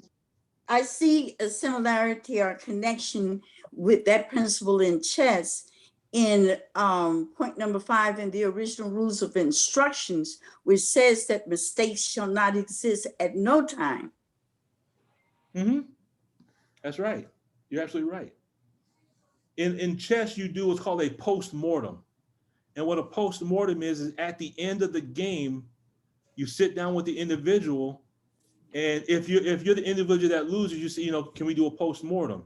And if it's like mutual respect. You go over the game so that the person who won can help the person that lost tighten their game up, so that those mistakes don't exist.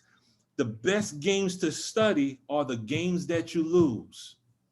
And in my opinion, the games I win don't count because I won based on someone else's mistake. I benefited from their mistake. So yeah, I learned something from their mistake, but I can learn more from my own. But point number 5 is exactly right. Brother Lukman, may I also add that it is also, I'm trying to get my words right, it's also reiterated in Laws on Muslim lesson number 1, question number 13 and 14. The question is, what is the meaning of lieutenant and captain? And quickly, the soldier knows to correct that and say captain and lieutenant, sir, because the lieutenant doesn't come before the captain. The captain comes first and then the lieutenant. So there's a connection, a correlation between chess, what you're saying, and point number 5 in the original rules of instructions, point number 5, and also in Laws on Muslim lesson number 1, the question 13 and 14. Yes, thank you. Thank you for that, Sister Beverly. Sister Sharon, I saw your hand up. Where'd you go? Did we lose her? Brother William, you still got your hand up, or are you good? I'm good, sir. I'm putting my hand down. Okay. What's down? Okay. So so the word prophylaxis in chess means you're anticipating your opponent's move. So what you do is you're moving your pieces in such a way, you're looking at what your opponent's gonna do before he does it. So you look at the piece and you say, okay, I already see what he's doing. And again, this comes down to understanding the value of the squares. You look and say, okay, I know what he's about to do. I can see his plan. So let me set this. So, Allah is the all-eye seeing. We have to be Allah on the chessboard. I see what he's about to do. So let me set this up over here. So when he does it, I move this one piece so now it messes up the whole plan. So now he's got to undo what he just did, but you saw it in advance. In other words, it's thinking defensively before you go on the offensive. And now, has anyone ever heard the statement, a good offense is a strong defense? Have you ever heard that before? Anyone? Yes, sir. Okay. Yes, sir. Okay. I think it's knowing your move, but knowing their move and the moves that they are about to make. Mm-hmm. So you can kind of fix up the next move, how you're going to plan your strategy by looking at where the opponent can go. Mm-hmm. I mean, what their move is going to be. Anticipate. Okay. That's exactly right. Ooh, this is going to be good. Okay. Now, can we find this principle in the Holy Quran? Now, I call this principle I'm going to give you is called the 471 principle. 471. Why do you call it 471, Brother Lukman? Because if you look at the Holy Quran in Surah 4, Ayat 71, it says, "Oh, you who believe, take your precautions, then go forth in detachments or go forth in a body." Wow. So what Allah is saying in the Holy Quran, so if it says, take your precautions, then go forth, could we say, first take your precautions, then go forth? Can we say that? Yes, sir. Okay, so that's the 471 rule. First you take your precautions, then you go forth in detachments or you go forth in a body. If you get 100 chess players in the room right now, and you ask all 100 of these chess players this question, I'm almost guaranteeing that 100% will tell you, before you go on the attack, you always make sure you secure your weak points. You take your precautions first. There's nothing worse than going on an attack, and right when you're about to take the kill shot, someone makes one move and they hit you at a weak spot, and then you have to come back and defend, and then they tighten up the weak spot, and now you were this close. You were this close to winning. Now, being that close to winning might not seem like much, but if you're at the World Open and you're playing in a tournament and first prize is $10,000, and that one move just cost you $10,000, that's a painful move. Because that one move just cost you some money. And that's the kind of money you get when you play in some of these tournaments. First prize is like $10,000, $12,000, $15,000. It's ideal for children to get involved in chess because they can literally raise up the money and put it away for college. But Allah also says in the Holy Quran, those who disbelieve long that you may neglect your arms and your baggage. Well, the same thing is on the chessboard. Your enemy wants you to neglect your pieces, that they may attack you with a sudden united attack. And there's no blame on you if you are inconvenienced on account of rain, or if you are sick, to put your arms away or put away your arms and take your precautions.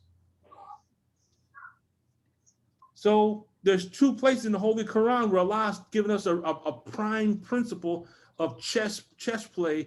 You think defense before you go on the offense. Take your precautions. So, Brother Lukman? Yes, ma'am. So is that like how we are taught, never be the aggressor, but if we are aggressed, we fight in the name of Allah?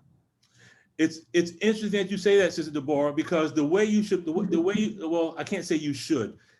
It depends on your chess style. You have what's called tactical players that just love to attack, and then you have what's called positional. But in the beginning of the game, you have three phases. You have the opening, you have middle, and you have end game. In the opening, a cardinal rule of the opening is you never start your attack until you're fully developed. That's right in sync with what you're saying. A Muslim is never the aggressor. In the opening, you're not trying to aggress. You're trying to get all your soldiers out. However, if someone starts the attack while you're developing, then you're obligated to fight with those who fight with you. You're obligated. So that principle that you just gave is a chess principle to be used, most definitely. Don't be the aggressor, because 9 times out of 10, and I've seen people do this all the time. I'll play individuals and they come out early with the queen. I love seeing them come out with the queen. That tells me you can't play chess, because you depend too much on one piece and you don't know how to use your other pieces. Now, there's a brother who I'm gonna introduce you to in a few minutes, and it took me 6 months to beat him with his queen off the board. That's how good he is. He didn't need his queen. And I would say, well, how come you don't play, because if he has his queen on the board, it's not fair, because he would destroy me. He says he allows me to take his queen because it teaches him how to use his other pieces in combination. When you come out early with your queen, that tells me that you can't play chess. So once I take the queen, I know the game is over with. Sister Jocelyn, I saw your hand up, sister. Yes, sir. I was gonna ask, when we were talking, one of the principles that I was taught when I was learning how to play chess was that in the game of warfare, that the white represents the white man. And so that's because white always moves first. Yes. So I was just wondering, when we were talking about the history, did that start with the Crusades? Because did we war against ourselves prior to the white man coming into existence, or did that come as the Europeans were introduced to chess? I'm sure. Now I have to admit, I know a little history. I'm more math and science, but I think if we study the history, we did go to war with each other prior to. But I can't say anything definitively, because I'm just, I do remember reading about the wars during the time of the pharaohs. Now, when you go back, if you go back deep into the history of the different dynasties, there were no Caucasians back then. I'm talking about, 6,000 to 10,000 years in the past. So we did go to war with each other, I'm sure. But I have to get more information on that to really answer that definitively. You're on mute, sister. You're on mute. You're on mute. Yes, I apologize. Okay. No, I was just saying, in learning, I never wanted to, I always wanted to be Black. Just because ever since I learned that, I always wanted to be like, I never wanted to go first. Well, here's the thing. In chess, some people say, white pieces have the advantage because they move first, but that's not always the case. Because if someone is playing the white pieces and they know a specific opening, and this is something we'll learn down the line, if they're used to playing a certain opening, if Black makes a move that's outside of what you normally do, then now Black actually has the advantage because they did something unexpected. And if you're not used to responding to that, then being first didn't give you the advantage. So sometimes it's good. In the martial arts, it's ideal. Sometimes in the martial arts, in the Kido and Aiki Jiu-Jitsu, you can't attack. You wait for your opponent to attack, and you redirect their attack towards them. So in the martial arts, if you look at the Grandmaster, he usually is sitting there and waits for the individual to attack him. So if you attack first, then I'm justified in breaking you up, because you attacked me. I didn't attack. I wasn't the aggressor. However, if you are attacked, call on your God whose proper name is Allah, and fight with those who fight with you. That's how we do it. Sister Bev, did that answer your question, Sister Jocelyn? Yes, sir. Thank you. All right. Sister Beverly. Yes. Could you repeat quickly what you said about a good defense, a good offense is a good defense. Am I saying that right?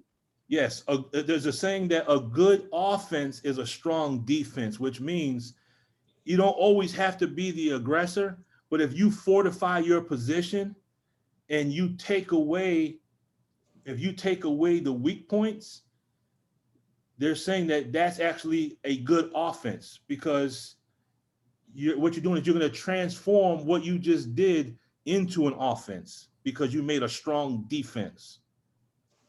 You know what that reminds me of? Go ahead, sister. It reminds me of the boom boom defense of the Seahawks when they came out to play Manning, and he had secretly coded his call as Omaha, Omaha, and nobody knew what he was talking about. But they won. I mean, they took him down in the first 3 innings, I think it was, in the first play. But that to me was a good example of how a defense took on an extraordinary offense that had even a language barrier where you couldn't crack the code. And they came through. I mean, they took it to the house. Well, I learned something new today because I ain't know nothing about no boom boom defense. Thank you, Sister Beverly. You're welcome. Sister Beverly know her football, I tell you that. I got Sister Denise and then Sister Jocelyn. Yes, sir. Before the movies that you were saying, I know one of them was Shaka Zulu that I watched, that was, I mean, I saw strategy that I had never seen before, but he had it all in place.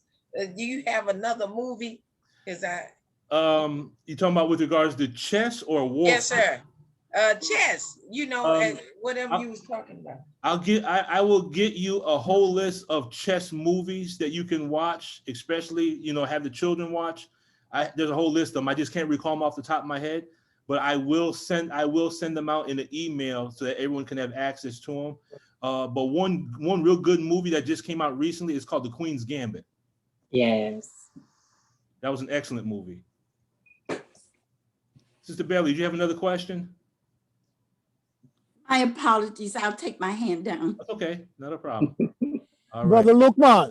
Yes. That movie you just mentioned, is it on Netflix? Yes. The Queen's Gambit should be either on Amazon Prime or Netflix. Okay, I'm gonna check it out. Thank you. You're welcome. Okay. Now I gotta give myself a little plug here.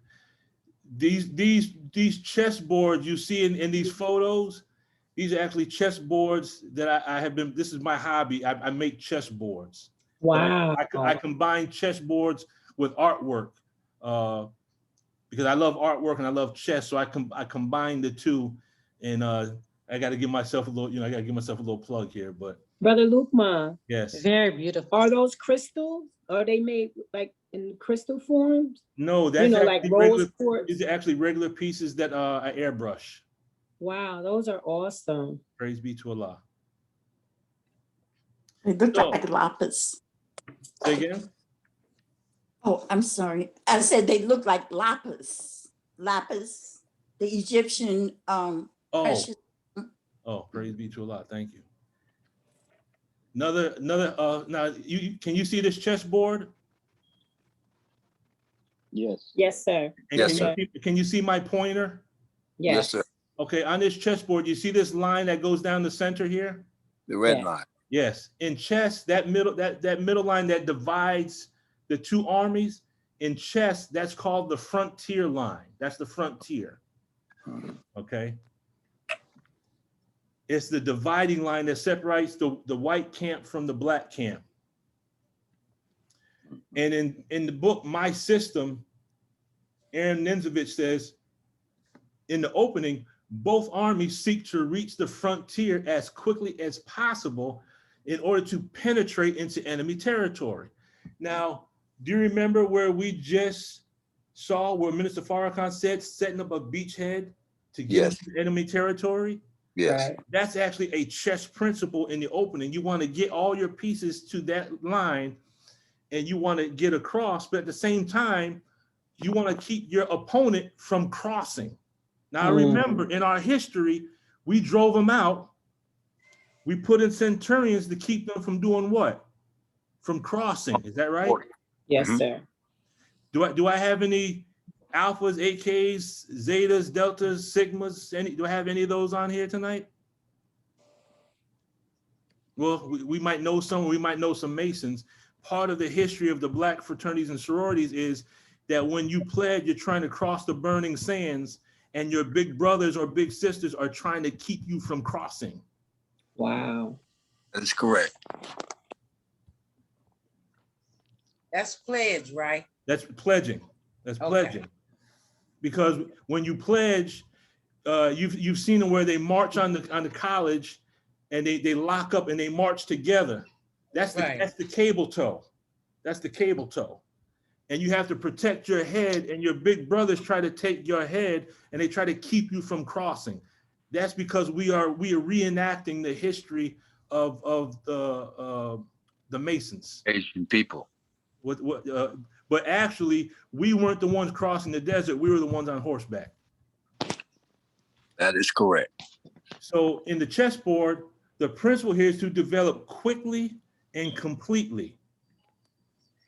Can we find this principle in the Holy Quran? Now, we got the word frontier line. Allah says, Holy Quran, Surah 8, verse 60, and make ready for them whatever force you can, and horses tied at the frontier to frighten thereby the enemy of Allah. All you have to do is take the word horse out and put in the word knight. And this is actually a principle that's found in the chess books. You want to try to get your knight tied to the frontier line on the chessboard. That's a number one principle in tactics, is getting your knights to the center of the board. Allah says in Surah 3, verse 199, "O you who believe, be steadfast and try to excel in steadfastness and guard the frontiers." Again, chess in the Holy Quran. The Arabic word for guard the frontiers is rabat, which means it has a temporal and a spiritual significance. It means to have self-control. Now there's a lesson in this, and we're going to get to that in just a moment. There's a real good lesson in this from an Islamic standpoint connected to chess in our lessons. Here's another board that I did. Now we're going to do what's called control the center. This is just one major principle of chess, and then we're going to wrap this thing up. Control the center. Now, on this chessboard, you see this large square on the side here? You got this large square, and then you got the small square, right? Yes, sir. Okay. The game of chess, whoever controls this right here controls the game. Wow. The goal is to control these 4 squares. So anytime your opponent puts one of his pieces in this square, part of your plan is you have to get rid of it. So if he was to put pieces on these 4 squares, then how many devils are you supposed to kill? 4. Got to kill 4 devils, is that right? Yes, sir. Then our lesson says what? Why isn't the devil settled on what? On the best part of the planet Earth. Yes, sir. It says because the earth belongs to the original black man. That's right. The best part is in Arabia. So from the chess standpoint, this large square represents Arabia. Okay. This is the holy city Mecca, right here. Right. Okay. The 4 squares is Mecca. Right. See the square right here? That's the black stone. This is the key square right here. The best part is in Arabia at the holy city of Mecca. And the funniest thing about it is we're taught in lesson number 1, question number 8, we're taught the best part is in Arabia at the holy city of Mecca, where wisdom and knowledge of the original man first started when the planet was found. Within the first 5 to 10 moves, based on how your opponent comes at the center, you know the type of character your enemy has on the chessboard. This square right here is the key. This is the black stone.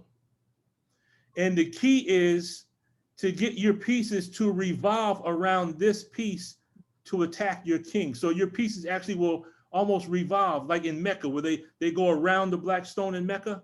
Yes, sir. Your pieces, as time goes on, I'll show you some games where you'll see where the pieces actually rotate around this center square right here, like it does in Mecca. So now we have the Holy Quran, we have our lessons. Go ahead. So you don't necessarily have to possess that square. You just have to have access to it in attack form. You have to actually be able to control it. The goal is you want to try to control these 4 squares, but of these 4 squares, if you're white, the key is this square right here, the black stone. But if you're red, is it the one? If you're red, the key square you want is also here, because this square leads to the king's position over here if he castles on the king's side. Okay, I see. So it depends also on where the kings are placed, and we'll deal with that as time goes on. Yes, sir. But this is the focus. These 4 squares. This is the best part of the planet Earth. Oh, Allah. You know, and we don't care about the poor part. Is that right? The poor part is over here. We're going to learn that when your pieces are here, they have more power. When your pieces are on the side, they lose power. You want them here, the best part. So here's the spiritual lesson. If the word center, whoever controls the center controls the game. And if the word center also means heart and it means mind, then the lesson here is whoever controls your heart or whoever controls your mind will control you.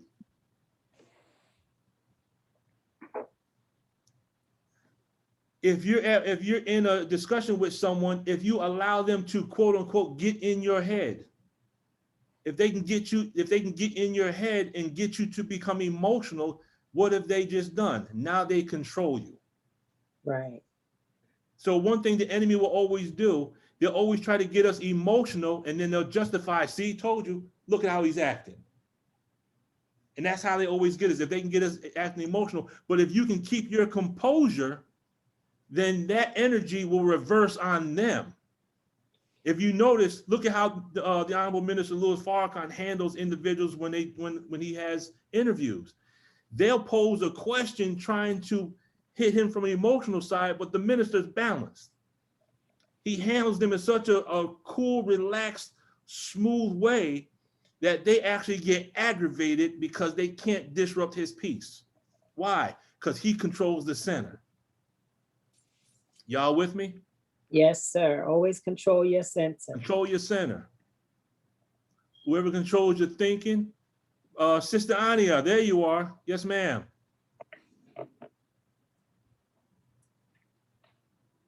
Go ahead, Sister Ania. Yes, sir. That reminds me of the prayer, one of the prayers that we say, with all Allah, with all thy gifts, O great Master Fard Muhammad, grant me poise, calm, and self-control. Yes, ma'am. Exactly right. Exactly right. In other words, control your center. Oh, that one is really nice. It looks like tiger's eye. Praise be to Allah. This is the last concept, and then we're going to close it out. Develop all your pieces. There's a real beautiful spiritual principle in this as well. Develop all your pieces. In my system, he says that this is a process similar to the advance on the outbreak of war. Both armies seek to reach the frontier as quickly as possible in order to penetrate into enemy territory. He says development is a collective conception. To have developed 1, 2, or 3 pieces does not mean that we are developed. The situation demands that all pieces be developed. Now, here's a key point. And I want us to really understand this. If you look at the pieces on the chessboard, these pieces represent your tools. These represent your weapons. These represent your gifts. These pieces represent your power.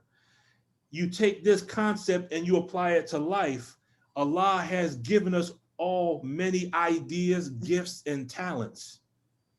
And the purpose of us being here is not to just develop one thing. We have to find everything in our life that we can do and develop it to its full potential. The Honorable Minister Louis Farrakhan tells us in a lecture called The Man and His Mission, when you find your purpose in life, that's when your life begins. Take all the great ideas that you have, take all the gifts and the talents, all the things you can do to affect the life of another person, and then spend your life developing or multiplying those talents. Double your talents, add on to your talents, but don't be like the lazy one that took the talent and buried it. Y'all with me? Yes, sir. Yes, sir. And this is why I do what I do. I don't do this to hear myself talk. I don't do this to try to make people think I'm wise. I do this because I know in my heart, I'm 1000% convinced that Allah has blessed me with a gift. And in giving me a gift, I have to share it. And this is how I glorify his name. I'm not trying to glorify Brother Lukman. I'm trying to make everyone see themselves and realize we all have gifts and talents. And if you want to get high tone, you know how the minister says, he says, I'm high right now, but he's not talking about he's high on the spirit. Yes, right now, I'm zooted as a mug right now because I'm talking about what I love to talk about, mathematics. Yes. Yes, sir, bro. I'm floating right now. Yes, sir. So am I. I'm tone 40 right now. Okay. I'm floating with you. I'm floating with you, brother. Yes, sir. I'm hanging with you. All right. Yes, sir. So in other words, he says development must be done quickly and completely. But now let's see if we can find this in the Holy Quran, because Allah says everything is in there. Allah says in the Holy Quran, and they will advance to each other questioning. Now in chess, the word questioning is a chess principle. The word question means you put the question to someone, meaning they just made a move. You responded in such a way as if to say, either do what you're going to do or move, but you can't stay there. Now, if you're a chess player, you understand that. It's like you can't stay there. Do what you're going to do or move your piece back, but you got to do something. You put the question to that person. Good point. Good point. Allah says in the Holy Quran, Surah 8, verse 60, and make ready for them whatever force you can. Meaning, whatever piece you have, make it ready. How do we defeat the devil? The Honorable Minister Louis Farrakhan teaches us through excellence. We become better by developing ourselves, not by responding to foolishness. We become better and we excel at everything we do, and that's how you destroy racism, through Black excellence. Oh, you who believe, be steadfast and try to excel in steadfastness. Sister Beverly, got you. Go ahead. Yes, what you're saying also, I would like to add, in addition to what you are showing us in the Quran, but in the Supreme Lessons, problem number 31, if I may bring it to our attention, states, and I quote, hurry and submit your answer to your teacher, and she will tell you how much you do not understand, so she can teach you quickly. We, the Nation of Islam, lose no time. We ask questions. We learn all about ourselves. What are you doing today for yourself? Your brother from the East wants to know and hear from you at once. Thank you. Go ahead, Sister Beverly. I missed that one, but thank you for bringing that one. Yes, ma'am. That's a beautiful one right there. That's great wisdom. That's a bomb right there. Brother Eric, Sister Barbara. Come on, brother. And furthermore, problem 13 already tell us in advance how to behave. It tells you after learning mathematics, which is Islam. In other words, after learning how to master your self-control, now you can learn to secure yourself some benefit while you are living. And that is luxury. It doesn't mean you're going to buy a flashy thing. You're going to get yourself land. Money from what you produce on the land is going to give you the money that you need. And then it's a good home. Find yourself a family, be happy, and then see how fast you're going to be in heaven, because heaven is at the foot of women. Go ahead, brother. Oh, and then it says, friendship in all walks of life. Who doesn't want to be around civilized people? All right, so chess is a game that really teach you a way of civilization. Go ahead, brother. Right? So at that point, once we learn it, that's why I take my time to come in and learn, because I don't know chess that much. I used to play it, but not because I knew it. But as I'm learning the lessons and I'm hearing you, I'm seeing everything is right there.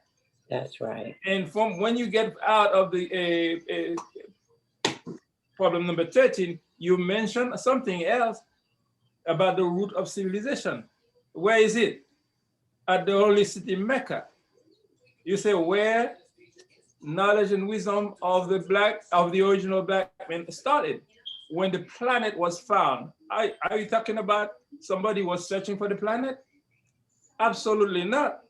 66 trillion years ago. That means, you see, the Mecca that you think you're talking about, the Mecca over there. No, you're talking about your Detroit, Michigan. Okay. That's where the Nation of Islam was founded, established. Okay, so we are the root of civilization right now, if we don't understand. So now, once you know that you are the root of civilization, now you ought to yourself to civilize yourself if you did not know who you are. Because the God came, he wants you to get all of that and then some. I don't want to say too much. Yes, sir. Yes, sir. So and if I could add on to what the brother said. Basically what you're saying is, to summarize what you're saying is, we don't have luxury, money, good homes, and friendships because we don't control our center. Is that what you're saying? All of it. And also everything that you're talking about, whether it's luxury, money, good homes, that means you have to do some work, and everything luxurious that is come from land.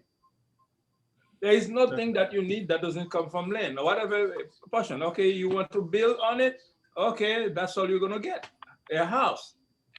But if you plant on it, you can produce as much as you want, 4 seasons if you want. And all of that you have to exchange. Money is not, when talking about money, what is money? Because to different countries, it's different. It's a different name. Here you got dollar, another place is lira, another one is mark, another one is franc, and everything else. So that means it's not talking about a currency. The medium. That's it. It's talking about the use you make of it. Because every time you got a product, somebody's going to want to exchange with you. So since they don't have another product that they can give you, so now they got to give you money. You remember in the old days, it used to be what you call the merchant come with different merchandise. Okay, I'll take 2 of yours and I'll give you 1 of mine. Barter. Thank you. Sometimes I cannot find my words. So they used to barter. But how did money come about? Because those people started pawning their gold. And from pawning gold, and then those who were holding the gold find that they never came back for it. And at the time, all they had to give them is a little piece of paper. Say, okay, you can go to this merchant and they will give you the merchandise you want. And that's how money come about. Okay, so now that we know the history of money, when we talk about money, don't think about just the dollar. It's telling you, you have to produce something that you can exchange. It could be goods or services. And right there, if you got either one of those, you have to put it in a way that you can exchange it. And from that exchange, it will bring you the money. And too much money, you can build yourself whatever castle you want to and build yourself a good home. Praise be to Allah. Allahu Akbar. Yes, sir. Sister Beverly. Oh, I keep forgetting to take my hand down, but since it is up, I think I'll go ahead and, if you don't mind, say what I was going to say. In Original Rules of Instructions, paragraph number 3, Brother Lukman, you quoted as saying that, you know, we must be, you remember when you were saying past, present, future, present, and perfect. future, right? Say it again for me, brother. We have to speak past, present, and future tense being perfect. Exactly. I was taught that in the dissection of that particular paragraph is that you must learn to speak the language in the past, the present, and the future, and that will make it perfect. And that's why in that particular paragraph, when you look in the original rules of instructions, the word perfect is initially in all caps. So in order to make fruition, in order to combine all of the first three dimensions together and make it be fruitful to you by it allowing the first three dimensions to what do you talk when a rocket takes off? Expulsion? When a rocket takes off, what do you call that? Lift off, I'll call it. All right. Right, there you go. The first three dimensions, the past, the present, and the future, if you put them in alignment with the teachings of the most honorable Elijah Muhammad, regardless of what discipline you study, those three come together to lift you off into a horizon called the fourth dimension. And in the fourth dimension, that's when things that look irrational become rational. And you are able then to answer many questions that you might not have been able to observe and answer before. So that third paragraph, I was taught, takes us out of the realm of the white man's thinking and begins to free our mind beyond the first three basic dimensions so that we may be able, as Brother Eric said, to manifest what is in problem 13. And thirdly, I think in Dianetics, there's something that say if there's a word you don't understand or a mistake that is being made in the process of comprehension, it is to be corrected immediately. Am I correct when I say that? Yes, ma'am. Yes. Okay, so if we go to Lost on Muslim lesson number 1, where Brother Eric said and quoted, the root of civilization is in Arabia at the holy city Mecca, which means where wisdom and knowledge of the original man first started, when the planet was found. The basis of that particular sentence, I was taught, is going back to what you said, Brother Lukman, where our planet was at one time 35,000 miles in circumference, but something happened that made it lose a lot of that circumference mileage.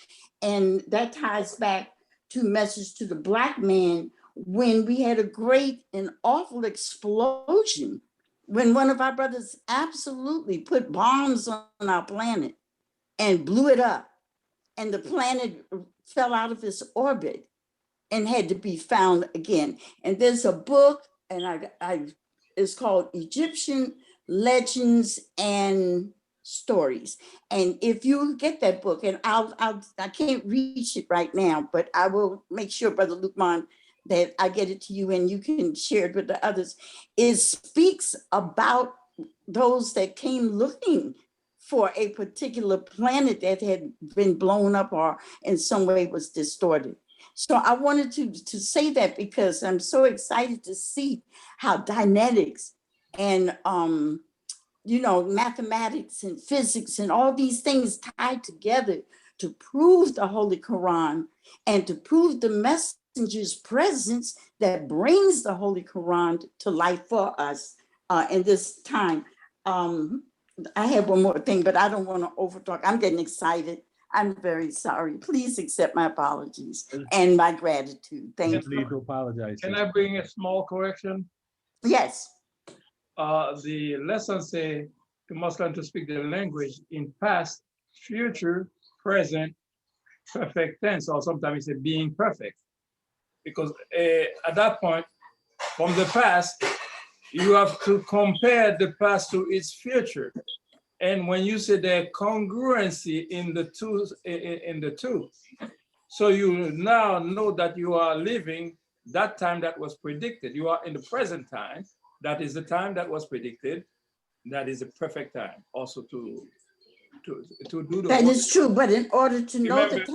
Remember the scriptures say, as it were in the beginning, so shall it be in the end. So now, if you know the beginning, so now you have to compare that beginning to the time that you are in, and you can know that you are fulfilling the time that was promised. You are absolutely correct, Brother Eric. And in all actuality, you are lending more credence to what I was saying. And I thank you for that. Because if you don't know the past, you don't know the present, you don't know the future, you'll never be perfect in the time. And you must know the time and what must be done. And that is why you find in the Supreme Wisdom book, the word perfect is all caps. Just like the word lessons, just like the word our Savior Allah, and just like the word our Savior Allah, praise his holy name. Because if we don't know the past, present, and future in the proper tense, we'll never be able to live perfectly in the time, nor will we be able to know the time. Praise be to Allah. Allahu Akbar. We got some brothers and sisters that decided to visit us from the wheel tonight. So but let me go ahead and land this plane because I don't want to take up too much more of your time, brothers and sisters. But I want to thank everyone for the. I've definitely learned some new ways of looking at the lessons myself tonight. So praise be to Allah. Let's see, closing the gap. I believe it was the Minister Farrakhan that made this statement. It says the life activity that is dictated by the nature in which we're created is that we must utilize what God has given to us. This adds credence to what we had just mentioned earlier. Develop it through knowledge, and the key word here was develop, because that's a term that's used in chess. Develop it through knowledge and use that with what God has already put here to become productive, to be producers. So here we got the word, and we got the words connected to chess. Then he says, it is only when we help people to develop, there's that chess term again, the best that is in themselves, their chess pieces or their talents, so that they may justify their existence and thus become equals to everything else that justifies its existence. So now we're using the Holy Quran, the Supreme Wisdom, and closing the gap and message to the Black man, and we're studying chess at the same time. So here's a summary of what we just learned tonight. Islam and chess share a common history.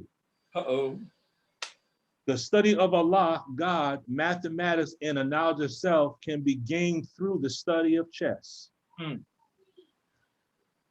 Holy Quran can be used as a book of principles that contain elements of strategy and tactics with regards to chess.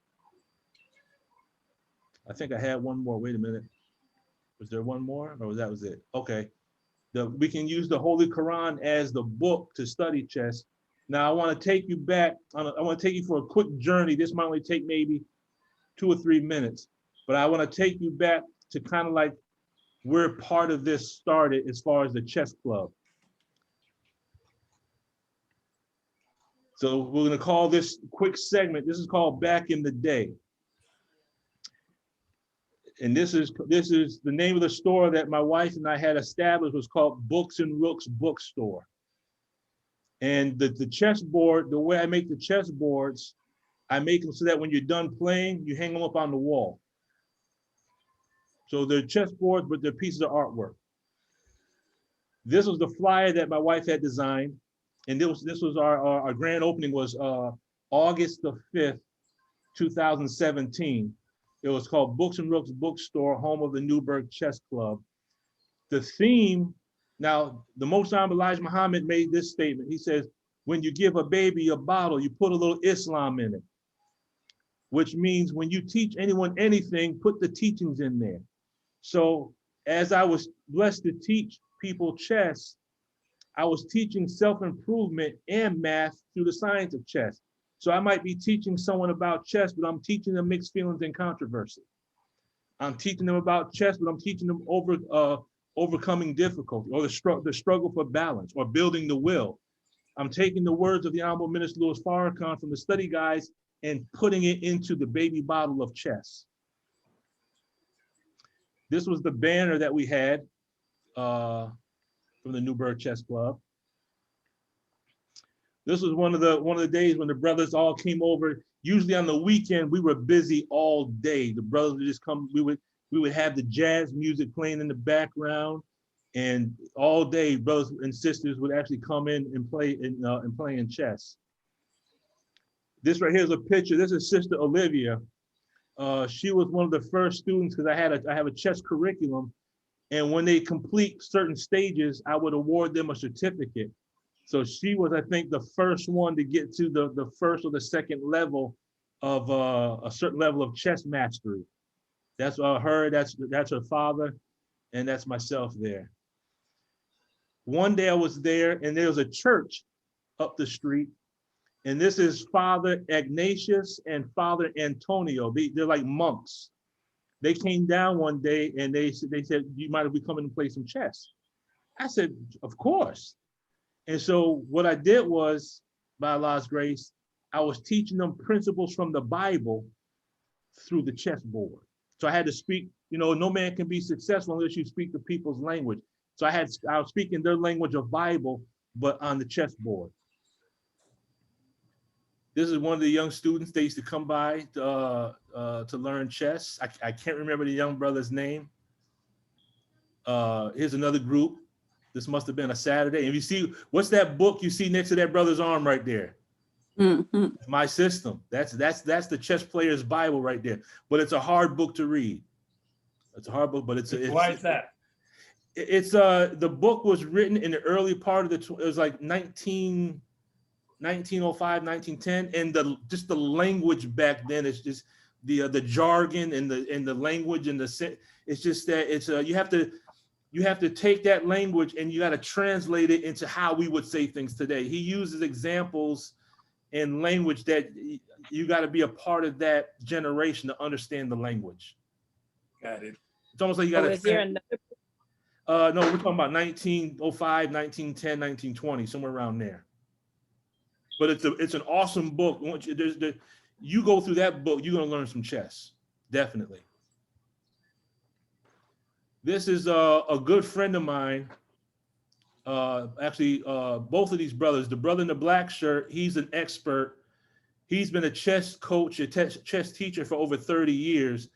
He's called the Dean of the Hudson Valley. And the brother here with the blue shirt he's playing, he's the baddest man in the area. No one beats him in chess. His name is Dino. Hey, Brother Lukman. Yes. Is that the guy that took the queen off on me? That's the brother who gave up his queen and you still lost. You said, you're right. You said he ain't gonna beat me without his queen. And what did he do, brother? He beat me 3 times without his queen. That's how good he is. He takes his queen off the board. Yes, sir. On our grand opening, this is one of the little brothers that the son of one of my friends. And my wife put this flyer together. It said that every chess grandmaster was once a beginner. And this picture actually made the article that was in the newspaper where I live at. This picture was actually there. It's a little brother, and just that look, it's like he's saying, don't even think about moving your pieces. This is Sister Olivia and her father again. This was the flyer that my wife put together for the membership drive in October 7, 2017. I had a congressman actually bring his staff to the chess club. This is Congressman Patrick Maloney. He actually came down, he spent some time with the children. We played chess. He wanted to get a game, so I had to oblige him. And you make a bologna of him, right? Look, I don't care if you're a congressman, you got to bring your game. You just make a bologna of him, right? and he didn't leave with any wins that day. That's why if you notice, I'm calm and he's holding his head. But he was a really cool dude. He was really nice. The fact that he would come down there and bring his staff, he got us a lot of publicity. He got us on he made it happen so that we actually had the news. I'm gonna show you a news clip. The news actually came to do a news story on the chess club. This is Dino. He's the baddest man I know that plays chess. He's almost the level of master. He's just shy by a couple of points. And then this is brother Ernest. This is a brother who I played against many times. I almost got a tie, and I got greedy and I lost. But that was to me was even a blessing to get that far with him, because he's been an expert for years. But every time he would come to the chess club, if there was children there, he would stop what he was doing and teach the children different aspects of chess. And this is a typical Saturday at the chess club. We're just all day long, just chess all day from 10 o'clock in the morning till 6 at night. This is the Facebook page. If you want to join the Facebook page, it's called Chess Art, New Windsor Chess Club. My wife came up with that background. That's actually me that's taken from a picture. I was playing at the World Open chess tournament. And what I would always do before every game, I would sit and get quiet, and I would recite the Al-Fatiha. I would make a small prayer before I would start my game. But that's the Facebook page, Chess Art, New Windsor Chess Club, teaching self-improvement and mathematics through the science of chess to all ages. This is a chess board that I did for a coffee spot. This is I make what's called personal theme chess boards. This is latte versus cappuccino chessboard it was a place called Black Vanilla. This is we call this one the ice board. This is a chess board. I would talk with my wife about different color schemes, so we would kind of work together on some of the designs. This is a board I did for a barbershop, because you can't have a barbershop without a chess board. And the name of the name of the barbershop was called Crispy Fresh Cuts, and the color scheme in the barbershop was black and red. So this is one I did for a friend of mine who's a barber. This is another board that we used to hang on the wall. Again, that's Black Vanilla chessboard, coffee chessboard. And no sooner would I finish these boards, my wife would post them on Etsy. What's the other one? eBay. And by the time I would make them, they would already, within an hour or two, they would already be sold. A friend of mine, his father's from Panama, and he wanted a Panama themed chessboard, so we put this one together for him. This is the chessboard with the Panamanian flag throughout it. And here's the News 12. I'll just show you this real quick. Now, at this time, my name was Brother Anthony. So let me see if I can find that real quick. And then we will call this, okay.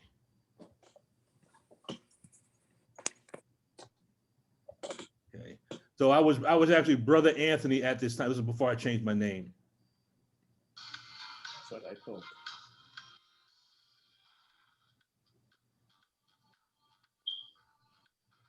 Kids Club in a violence-plagued city in Orange is giving at-risk youth an alternative to being on the streets.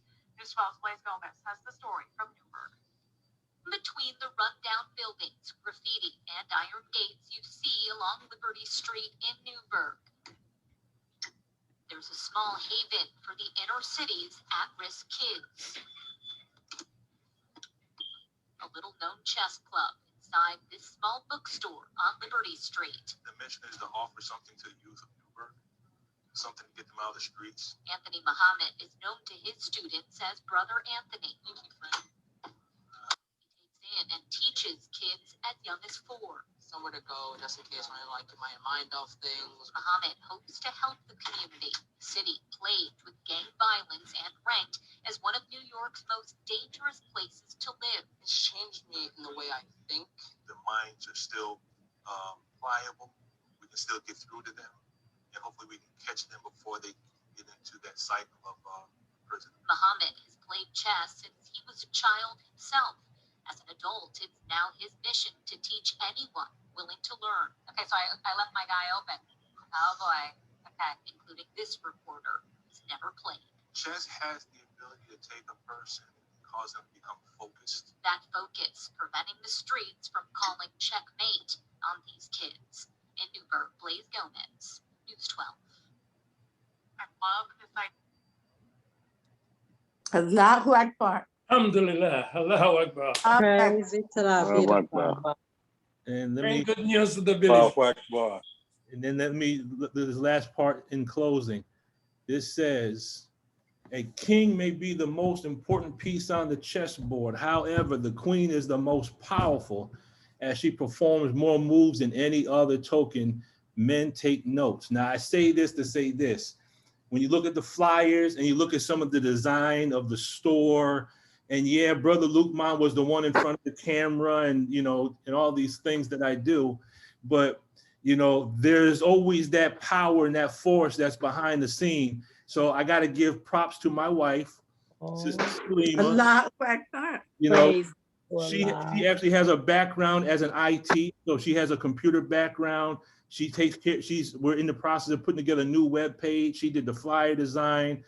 She would tell me, I would say, well, do these colors look good? She says, no, do these two colors, and I'll put these colors together, and the board will come out fire, and it'll be sold within an hour. So, you know, she's that invisible force behind the scenes of the Chess Theology and the Books and Books bookstore. Now with that, 75%. Say again. That she's the 75%. Right. She's that the large part that's underneath the water that you don't see. Yes. Oh Allah. So praise Allah. So family, I wanted to open up the floor to questions, comments, discussions, whatever it is you want to do before we close out. I have one question, sir. Yes, Brother Rashid. So what realistically, or for someone who applies themselves, how long would it take to become an expert? Woo. That depends on how much studying you want to do, because to get an expert rating, you have to play in you have to play in tournaments, and you have to move up that ladder. If you are consistent in your tournament play, I mean, if you play a lot of tournaments, you could probably become an expert within a couple years. But that's a lot of chess playing, a lot of studying. But I would never say, you know, that you can't do it in 3, 4, 5 years, because there's an old saying. It says the person who says it can't be done should never interrupt the one that's doing it. So one person might say, no, you can't do it in 3 years. But you got these young children that are becoming masters in their 10.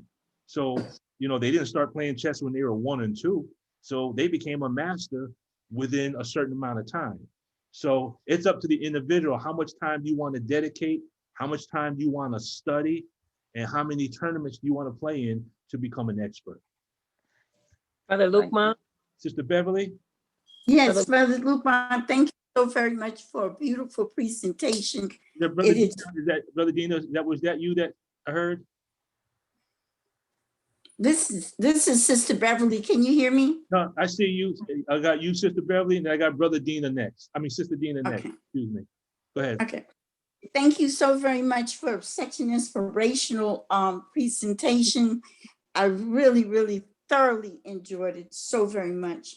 When I played chess, I always noticed that chess was metaphysical because it allows you to channel. And I got that. I haven't played in a long while, but tonight all of that came back to me. And I do have one question. Well, also give our gratitude to your wife for her beautiful support of you and what you do for all of us. And I have a question. At some point in the future, would you mind revisiting the tone scales, teaching about the tone in Dianetics? I would love to learn more, and I'm sure there may be others as well. So, and I don't know if I'm even saying it right, but I heard you all talk about it last week. I'll tell you what, Sister Beverly. Thank you. Being that you asked, this is what I'm gonna do. And I have to do it, let's see, today's Saturday. That means I gotta do it between today and tomorrow, because tomorrow night is when we have our Dianetics class. Now, those who don't know, we do the same thing on Sunday with Dianetics that we just did with chess. We find the Dianetics in the Holy Quran. Now, what I will do is this, Sister Beverly, since you asked, then maybe that's the direction Allah wants us to go. You have what's called the Hubbard chart of attitudes. And you have these 12 buttons and you have the tone scales. what I will do is I will revisit, because we actually showed in the Holy Quran, it talks about seven gates to hell. And then it talks about, and it used the word gates. Mhm. And then when you clear the word gate in Arabic, the word gate in Arabic also means columns and sections and organization. And the gates of hell, the 7 types of hell, when you clear the words in Arabic, all of those words in Arabic describe the tones below 2.0.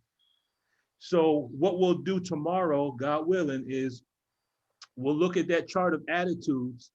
We'll revisit the gates of hell given to us in the Holy Quran, but we'll show the believers how we can make the correspondence to the chart of attitudes, and then we'll show how those 12 buttons, the tone 40 characteristics, those tone 40 characteristics all represent attributes of Allah. So we'll do that. God willing, I'll put that together tonight. So tomorrow night, the 6 o'clock Zoom meeting for Dianetics, we're gonna look at the chart of attitudes from an Islamic and a Quranic point of view. Will you be sending the link for that, or? I'll be sending that link as well for tomorrow night's meeting. Allahu Akbar. Shukran. Yes, ma'am. You're welcome. Sister Dina, you're up. I'm gonna try not to take too long. Oh, go ahead. So you used to put articles out, and then at one time you stopped, and I don't know if you remember, me and you kind of conversed in through Messenger. I asked you to please keep. Yes. I was sister, I don't mean to cut you off. I was considering stopping because I felt like, I don't want to try to push nothing and no one's really interested. And I remember one day specifically, I had decided to stop, and I received either it was a comment or it was a message in Messenger. You had stated, brother, don't stop writing. I was begging you, like, please don't. So here's what we did. The Zoom meetings on Sunday, what we've done is we've taken those articles and we've actually enhanced them and evolved them to another level now.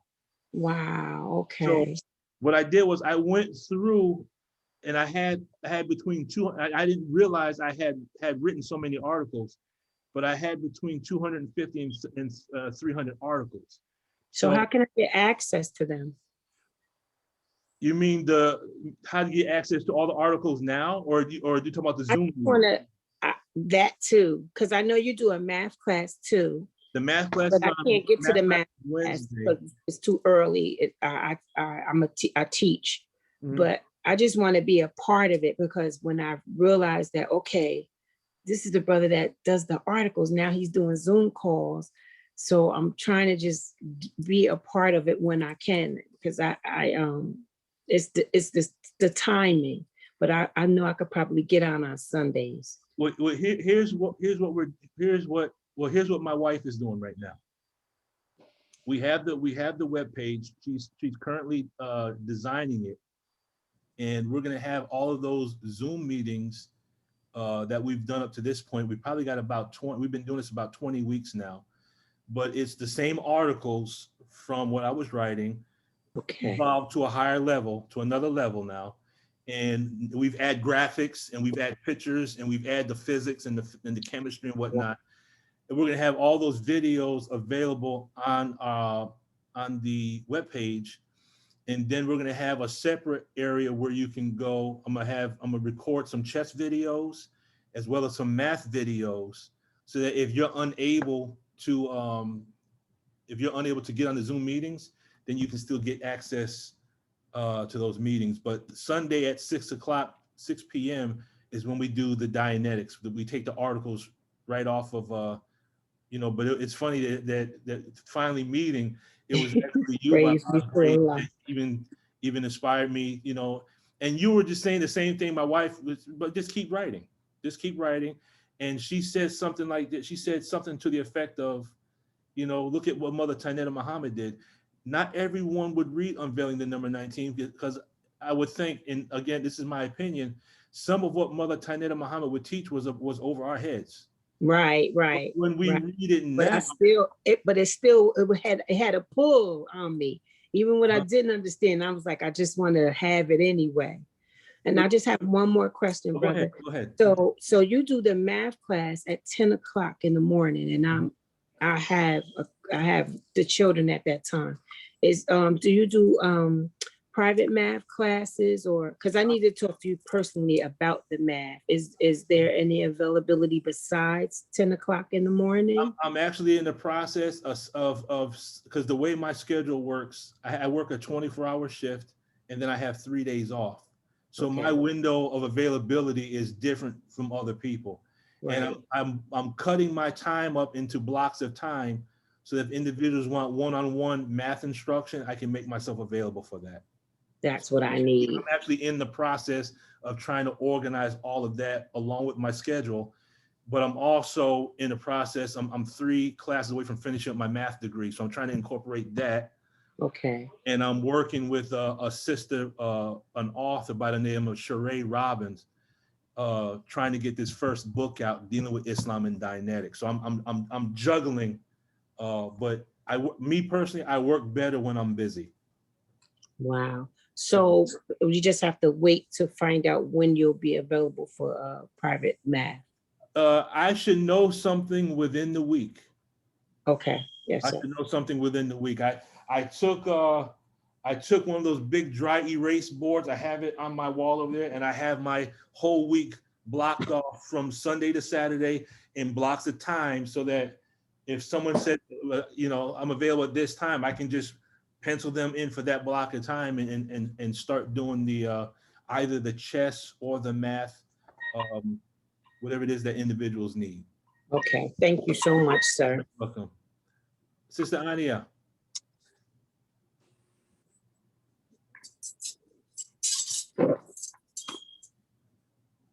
Yes, sir.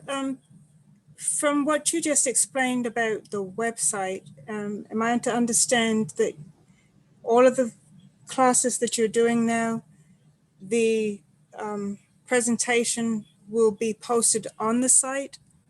Is that what you?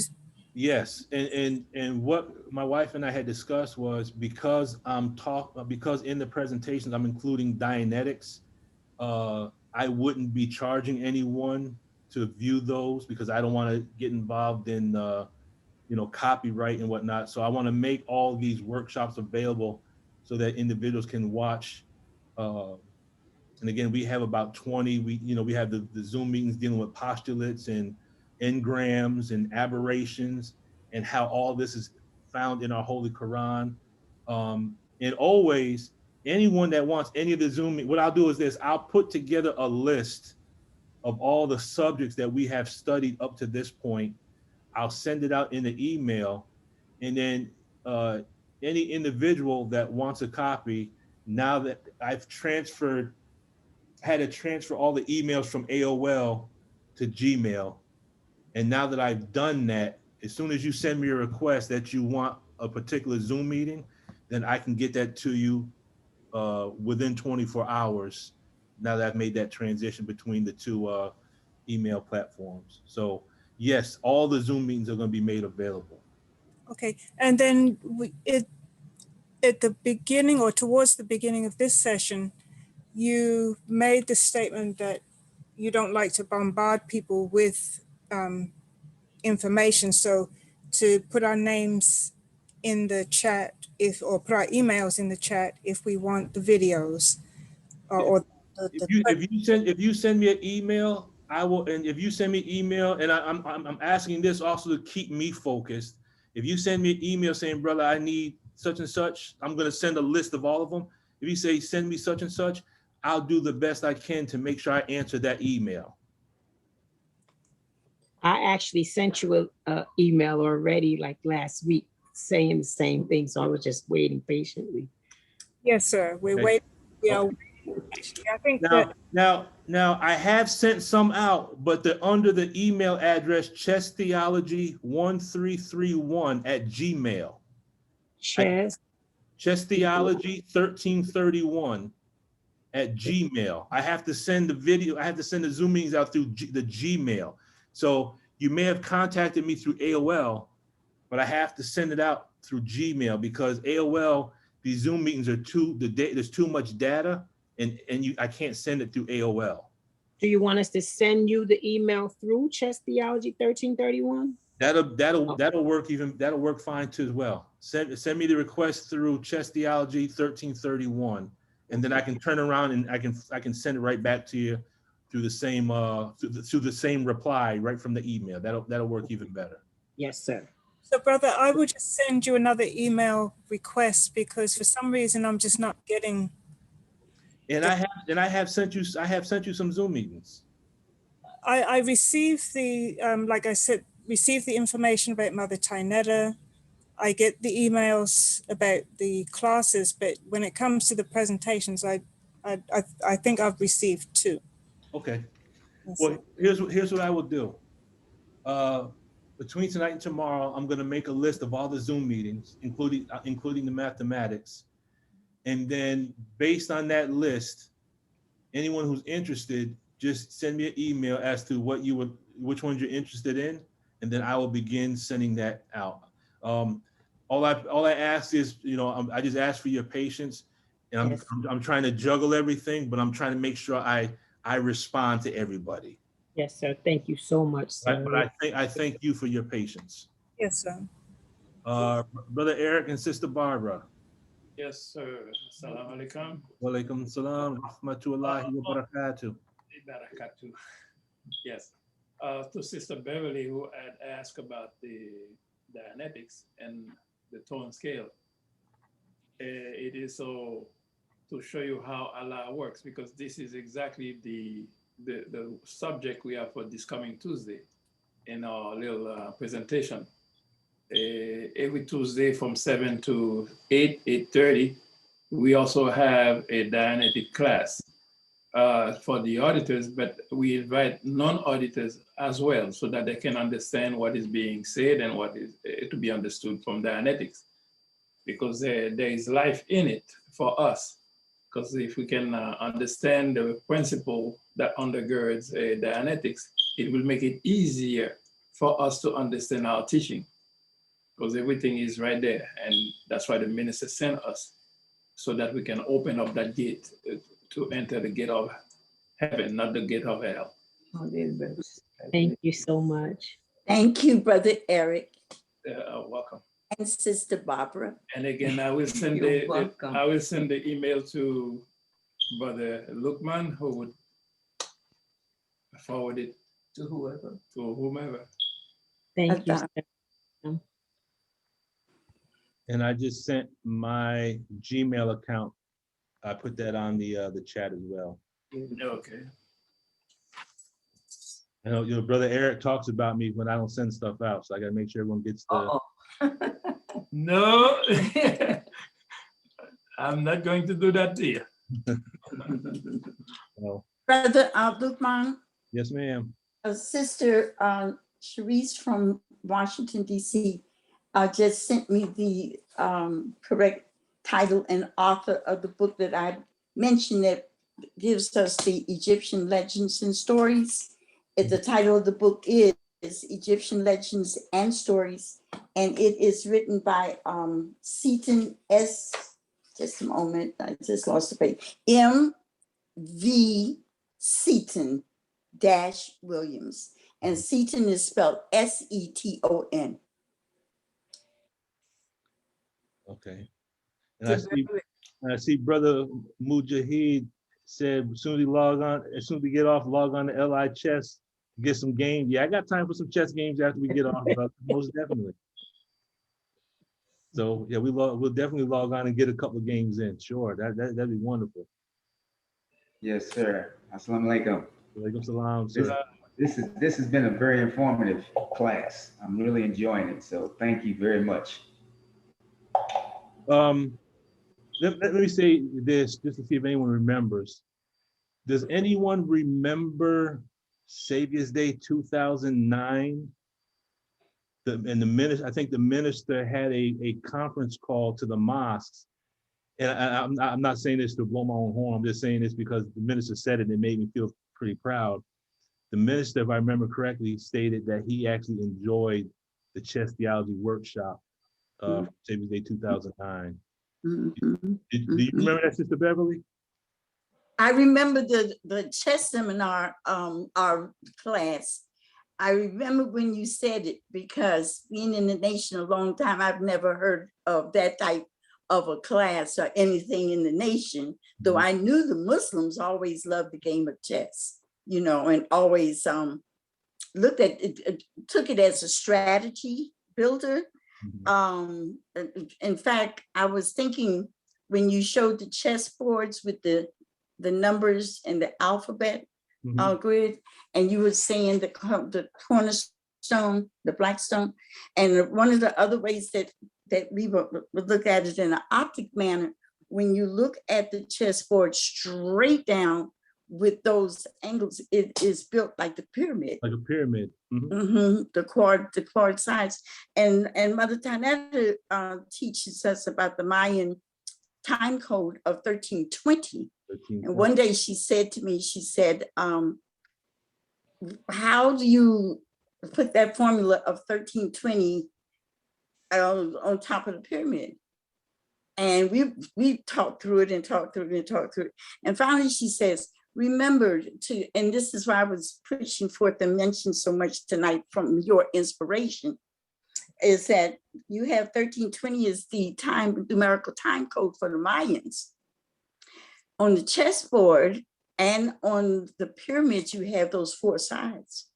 But if you multiply 1320 by 4, each block, each side of the pyramid, or each block of the chessboard, you come up with what is equal to 1 mile, which is 5,280.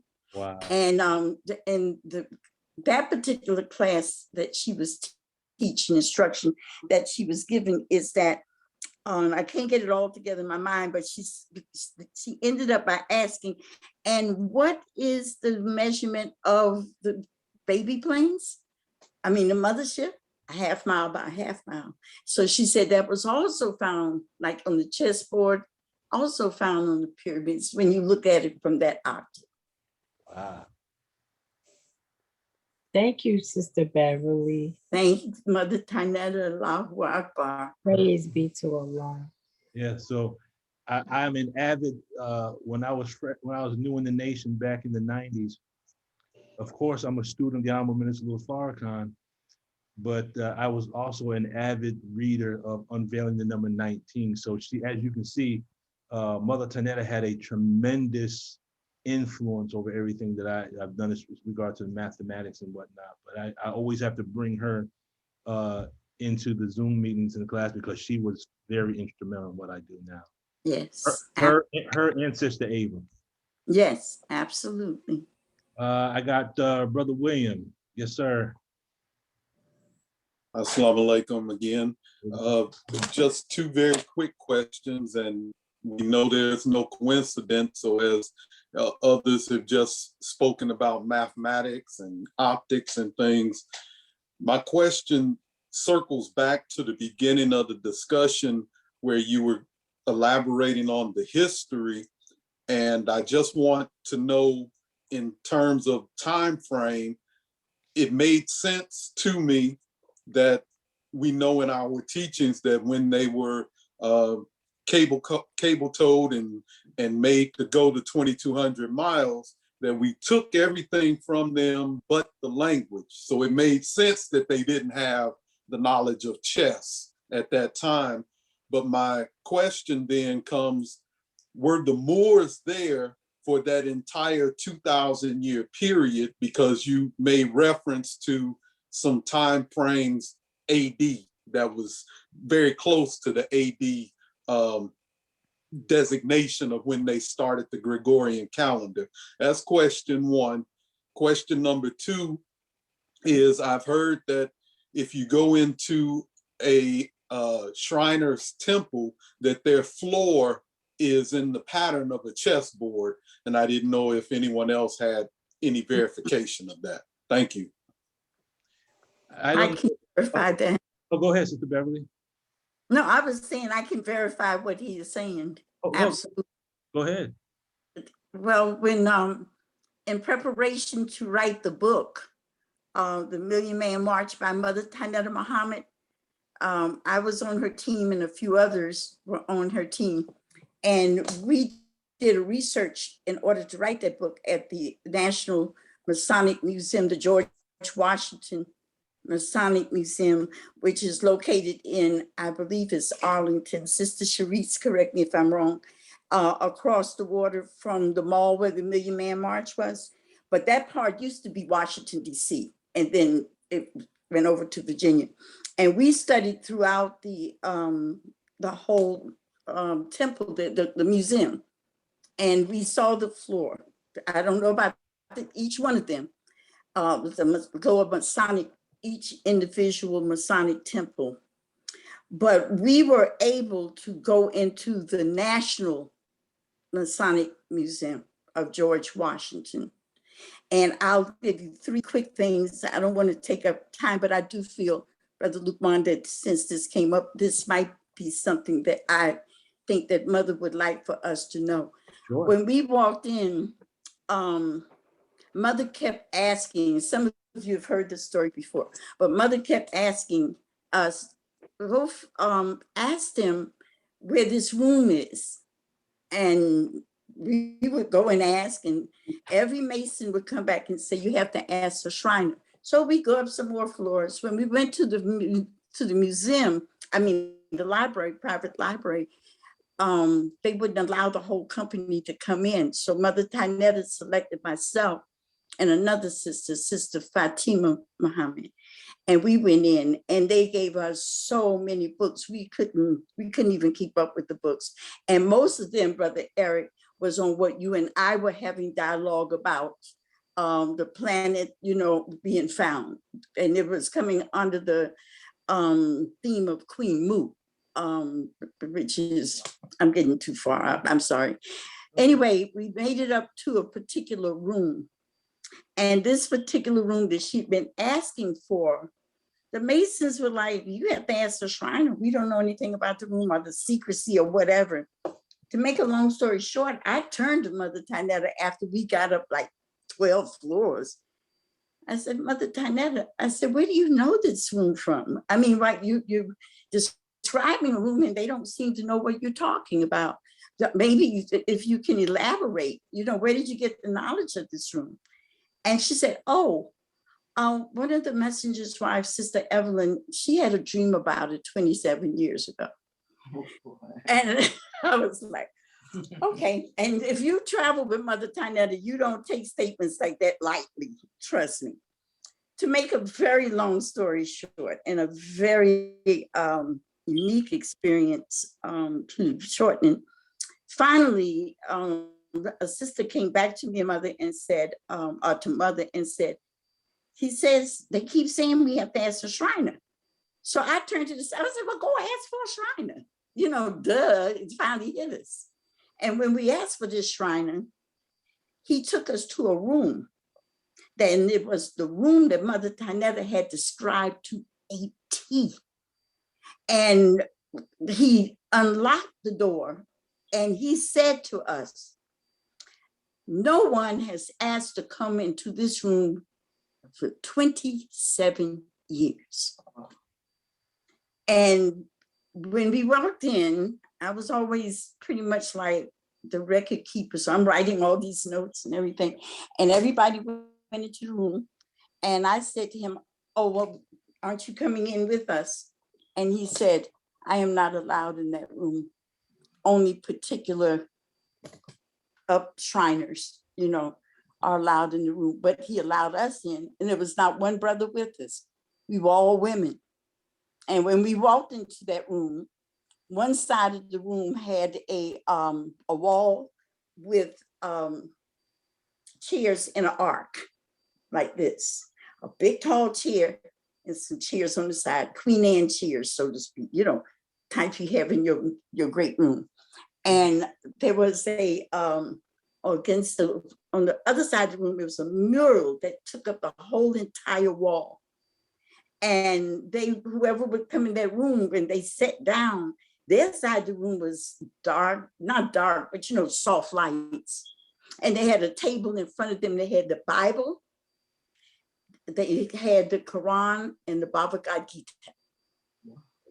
And you would look from the vantage point of this seat, these chairs, you saw a great big mural and bright lights shining on this mural. And it showed Mecca.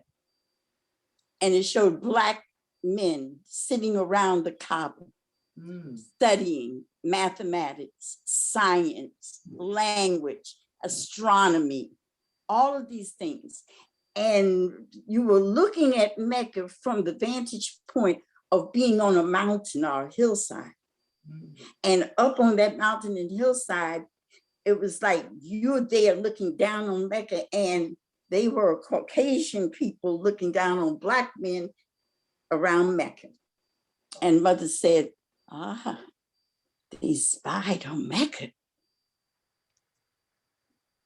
It was very profound, and there's volumes that I have from that journey.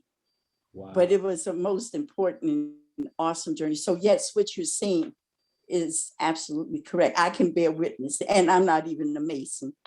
Wow. And I'm bearing witness to you. Allahu Akbar.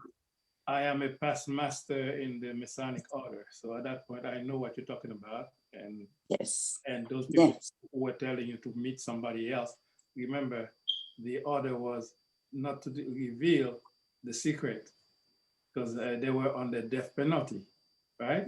So yes. They could not respond to you. So they keep sending you to somebody higher and higher and higher. Even that one, when you met him, he still couldn't tell you. He just let you in. So you can go and get your own conclusion. Absolutely. Absolutely. And Mother said that the Most Honorable Elijah Muhammad taught her. And we had the privilege of the messenger's son staying with us for a while also before he transitioned. And he bore witness to the same thing, that the English lesson C1, where it talks about the 3 million Muslim sons, that Master Father Muhammad, not only in the 20 years preceding when he traveled before he made himself known, the 20 years of traveling without making himself known, that he taught to many of the Masons and others, and that they are not, just like you said, Brother Eric, they are not to come and give us anything. They are not to come and give us the secrets, because if they do that, then we are not being obedient to the laws or the established thought of Masonic order, because you have to speak by way of what is being revealed to you, which goes back to what you said, Brother Lukman, we're playing chess. So Mother Tanetta said that the messenger told her that Master Father Muhammad said to the Masonic order, to the Masons, to the white Masons, the Muslim brothers, there will come a time when they will be ready for your aid and for your help. But you are not to give it to them until that time comes, and you will know it because you will see it in them. And then she said to me, and at that time, they will turn all the wealth of America over to the Black man in the Nation of Islam. Wow. Because they see America falling, and only we will have the teachings to save it. Praise be to Allah. And there is more to that. If you look at in our lessons, the Most Honorable Muhammad spoke about the Muslim son. That's how we call them, right? And if you look the Muslim sons, I think it is page 59 or 39, where the Most Honorable Muhammad is speaking of knowledge. Yes. And it talks about the 22 million. All right. So now, why 22 million? Because you might say, okay, it's because the population at that time might have been 22 million. You don't have actual fact, so therefore do not go there. But the fact is if you take the 17 million plus the 2 million Indian, that gives you what? 19 million. Now, how many Muslim Sunnis said there were? 3 million. Okay, add it up, that gives you 22 million, and that's your nation, all right? And the Muslim sons are not to tell you anything until you wake up and know who you are. Exactly. And once you recognize who you are and who is the Grand Master, now they are obligated to. They have no choice. They have no choice. But it is. But the 22 million is secure. So And Mother Kynetta said that the 22 that you're talking about, she explained it with the 7, not gates to hell, 7 ways to heaven. I think that's in Surah 2 of the Holy Quran, gives you the formula for pi, which is infinity, 22/7. That's what Luqman's favorite number, pi. She said that when you take the lessons in the Supreme Wisdom, you get 154 lessons. And you divide that number by 7, and you get the number 22. And when you divide That's right. 22 by 7, you get 3.14.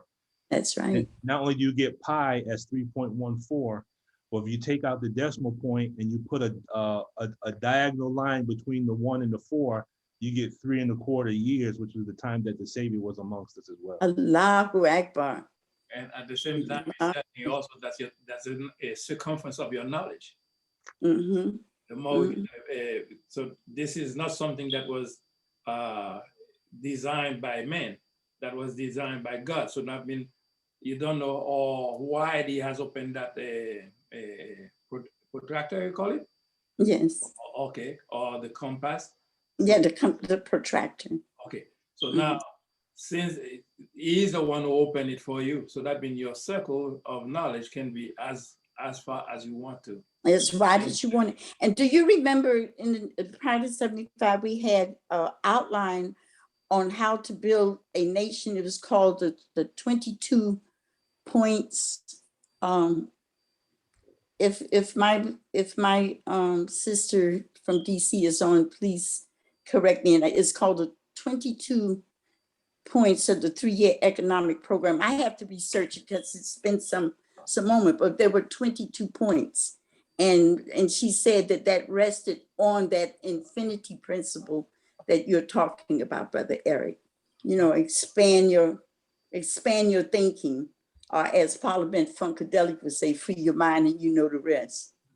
Right, and to Brother Williams, who had asked about the squares, these squares only apply to a certain area in the lodge, right? And usually when you are a neophyte coming in, you are taught to walk in a certain way on those squares. Right. You cannot just walk like a master would. You see, if the master has a particular way to enter the lodge, the same way when you get to the grade of companionship, you have a different way to walk in. You see, and all of this is to teach you a way to knowledge. See, and once you get to mastership, now you are free to learn whatever you want. Right. But they give you certain discipline to learn, among which you got mathematics, you got grammar, you got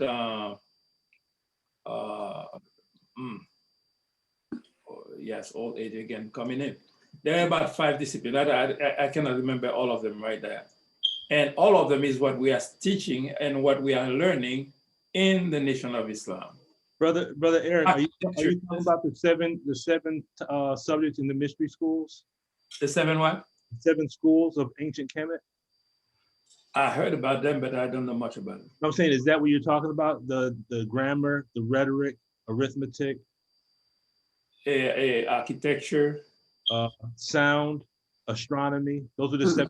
Astronomy, yes, but not sound.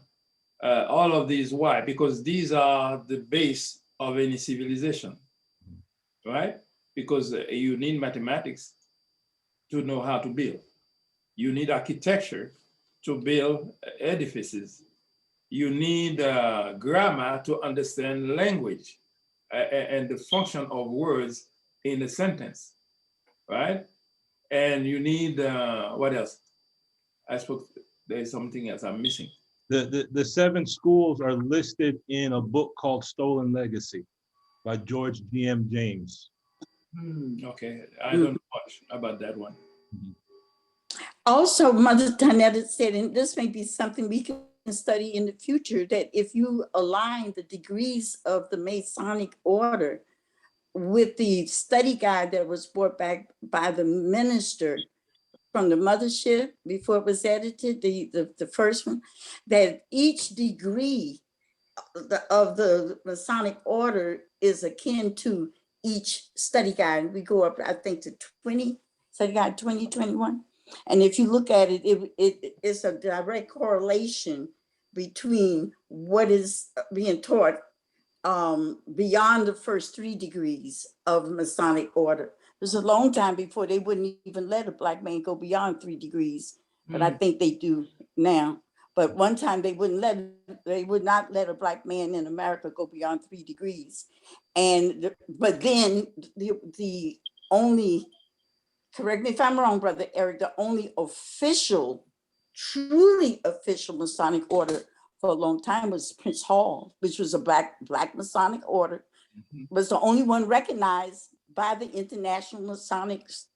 I think they come out of England, but they would never teach us beyond 3 degrees. But now with the minister, she did a study with a few of us of each study guide from that original one. I keep saying original, because it's been edited, but if you go and get your hands on the one that was first done, and you correlate with the degrees step by step, it unlocks a degree at every step. True. And the Masonic order, mostly the one in America, owes a debt of gratitude to the Haitian Masonic. Oh, yes. Oh, without question. There was a point where, as you said, they could not go any further. Even there were some white Masonic order also that could not go past because they were found in disobedience with their order. So at that point, they had to go to Haiti to get reinstated. Right. And that obedience right now is called the Sons of Haiti. All right, and they are a very powerful Masonic order, and they do a lot of things that I cannot go in with you all, at least not for now. But the Haitian were the first to go up that Masonic ladder. And that's why many things that was being accomplished they were able to do. So when I say America, Brother Eric, I'm very, very selfish because I include all the Caribbean islands as my America. Well, I understand that. I'm not into a geographical okay. confine. I'm trying to say I love you. Oh, I love you more. Well, family, I got 2 other hands up, and then we got to wrap it up because it is almost 9:30. Oh, wow. I mean, you're doing a good job, brother. I got Imani Uhuru, and I got Sister Ania. So I see Imani Uhuru's hands, but I don't see a face. So I don't know if the screen has frozen or what. He's hiding behind the sycamore tree. So let's go with this. Are you there? I will defer to, can I be heard? Yes. Sure, but we gotta make it short so we can wrap things up. Yes, sir. I'll defer to Sister Ania, and then I just have a short statement to make. Okay, no problem. Sister Ania?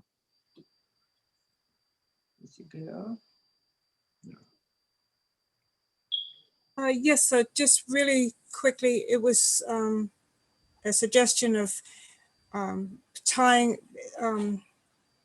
in the chess to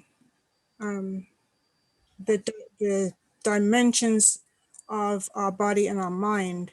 I'm sure there's a correlation there if we look for it. So just that is a suggestion for part of the chess class. Well, I'll say this very quickly.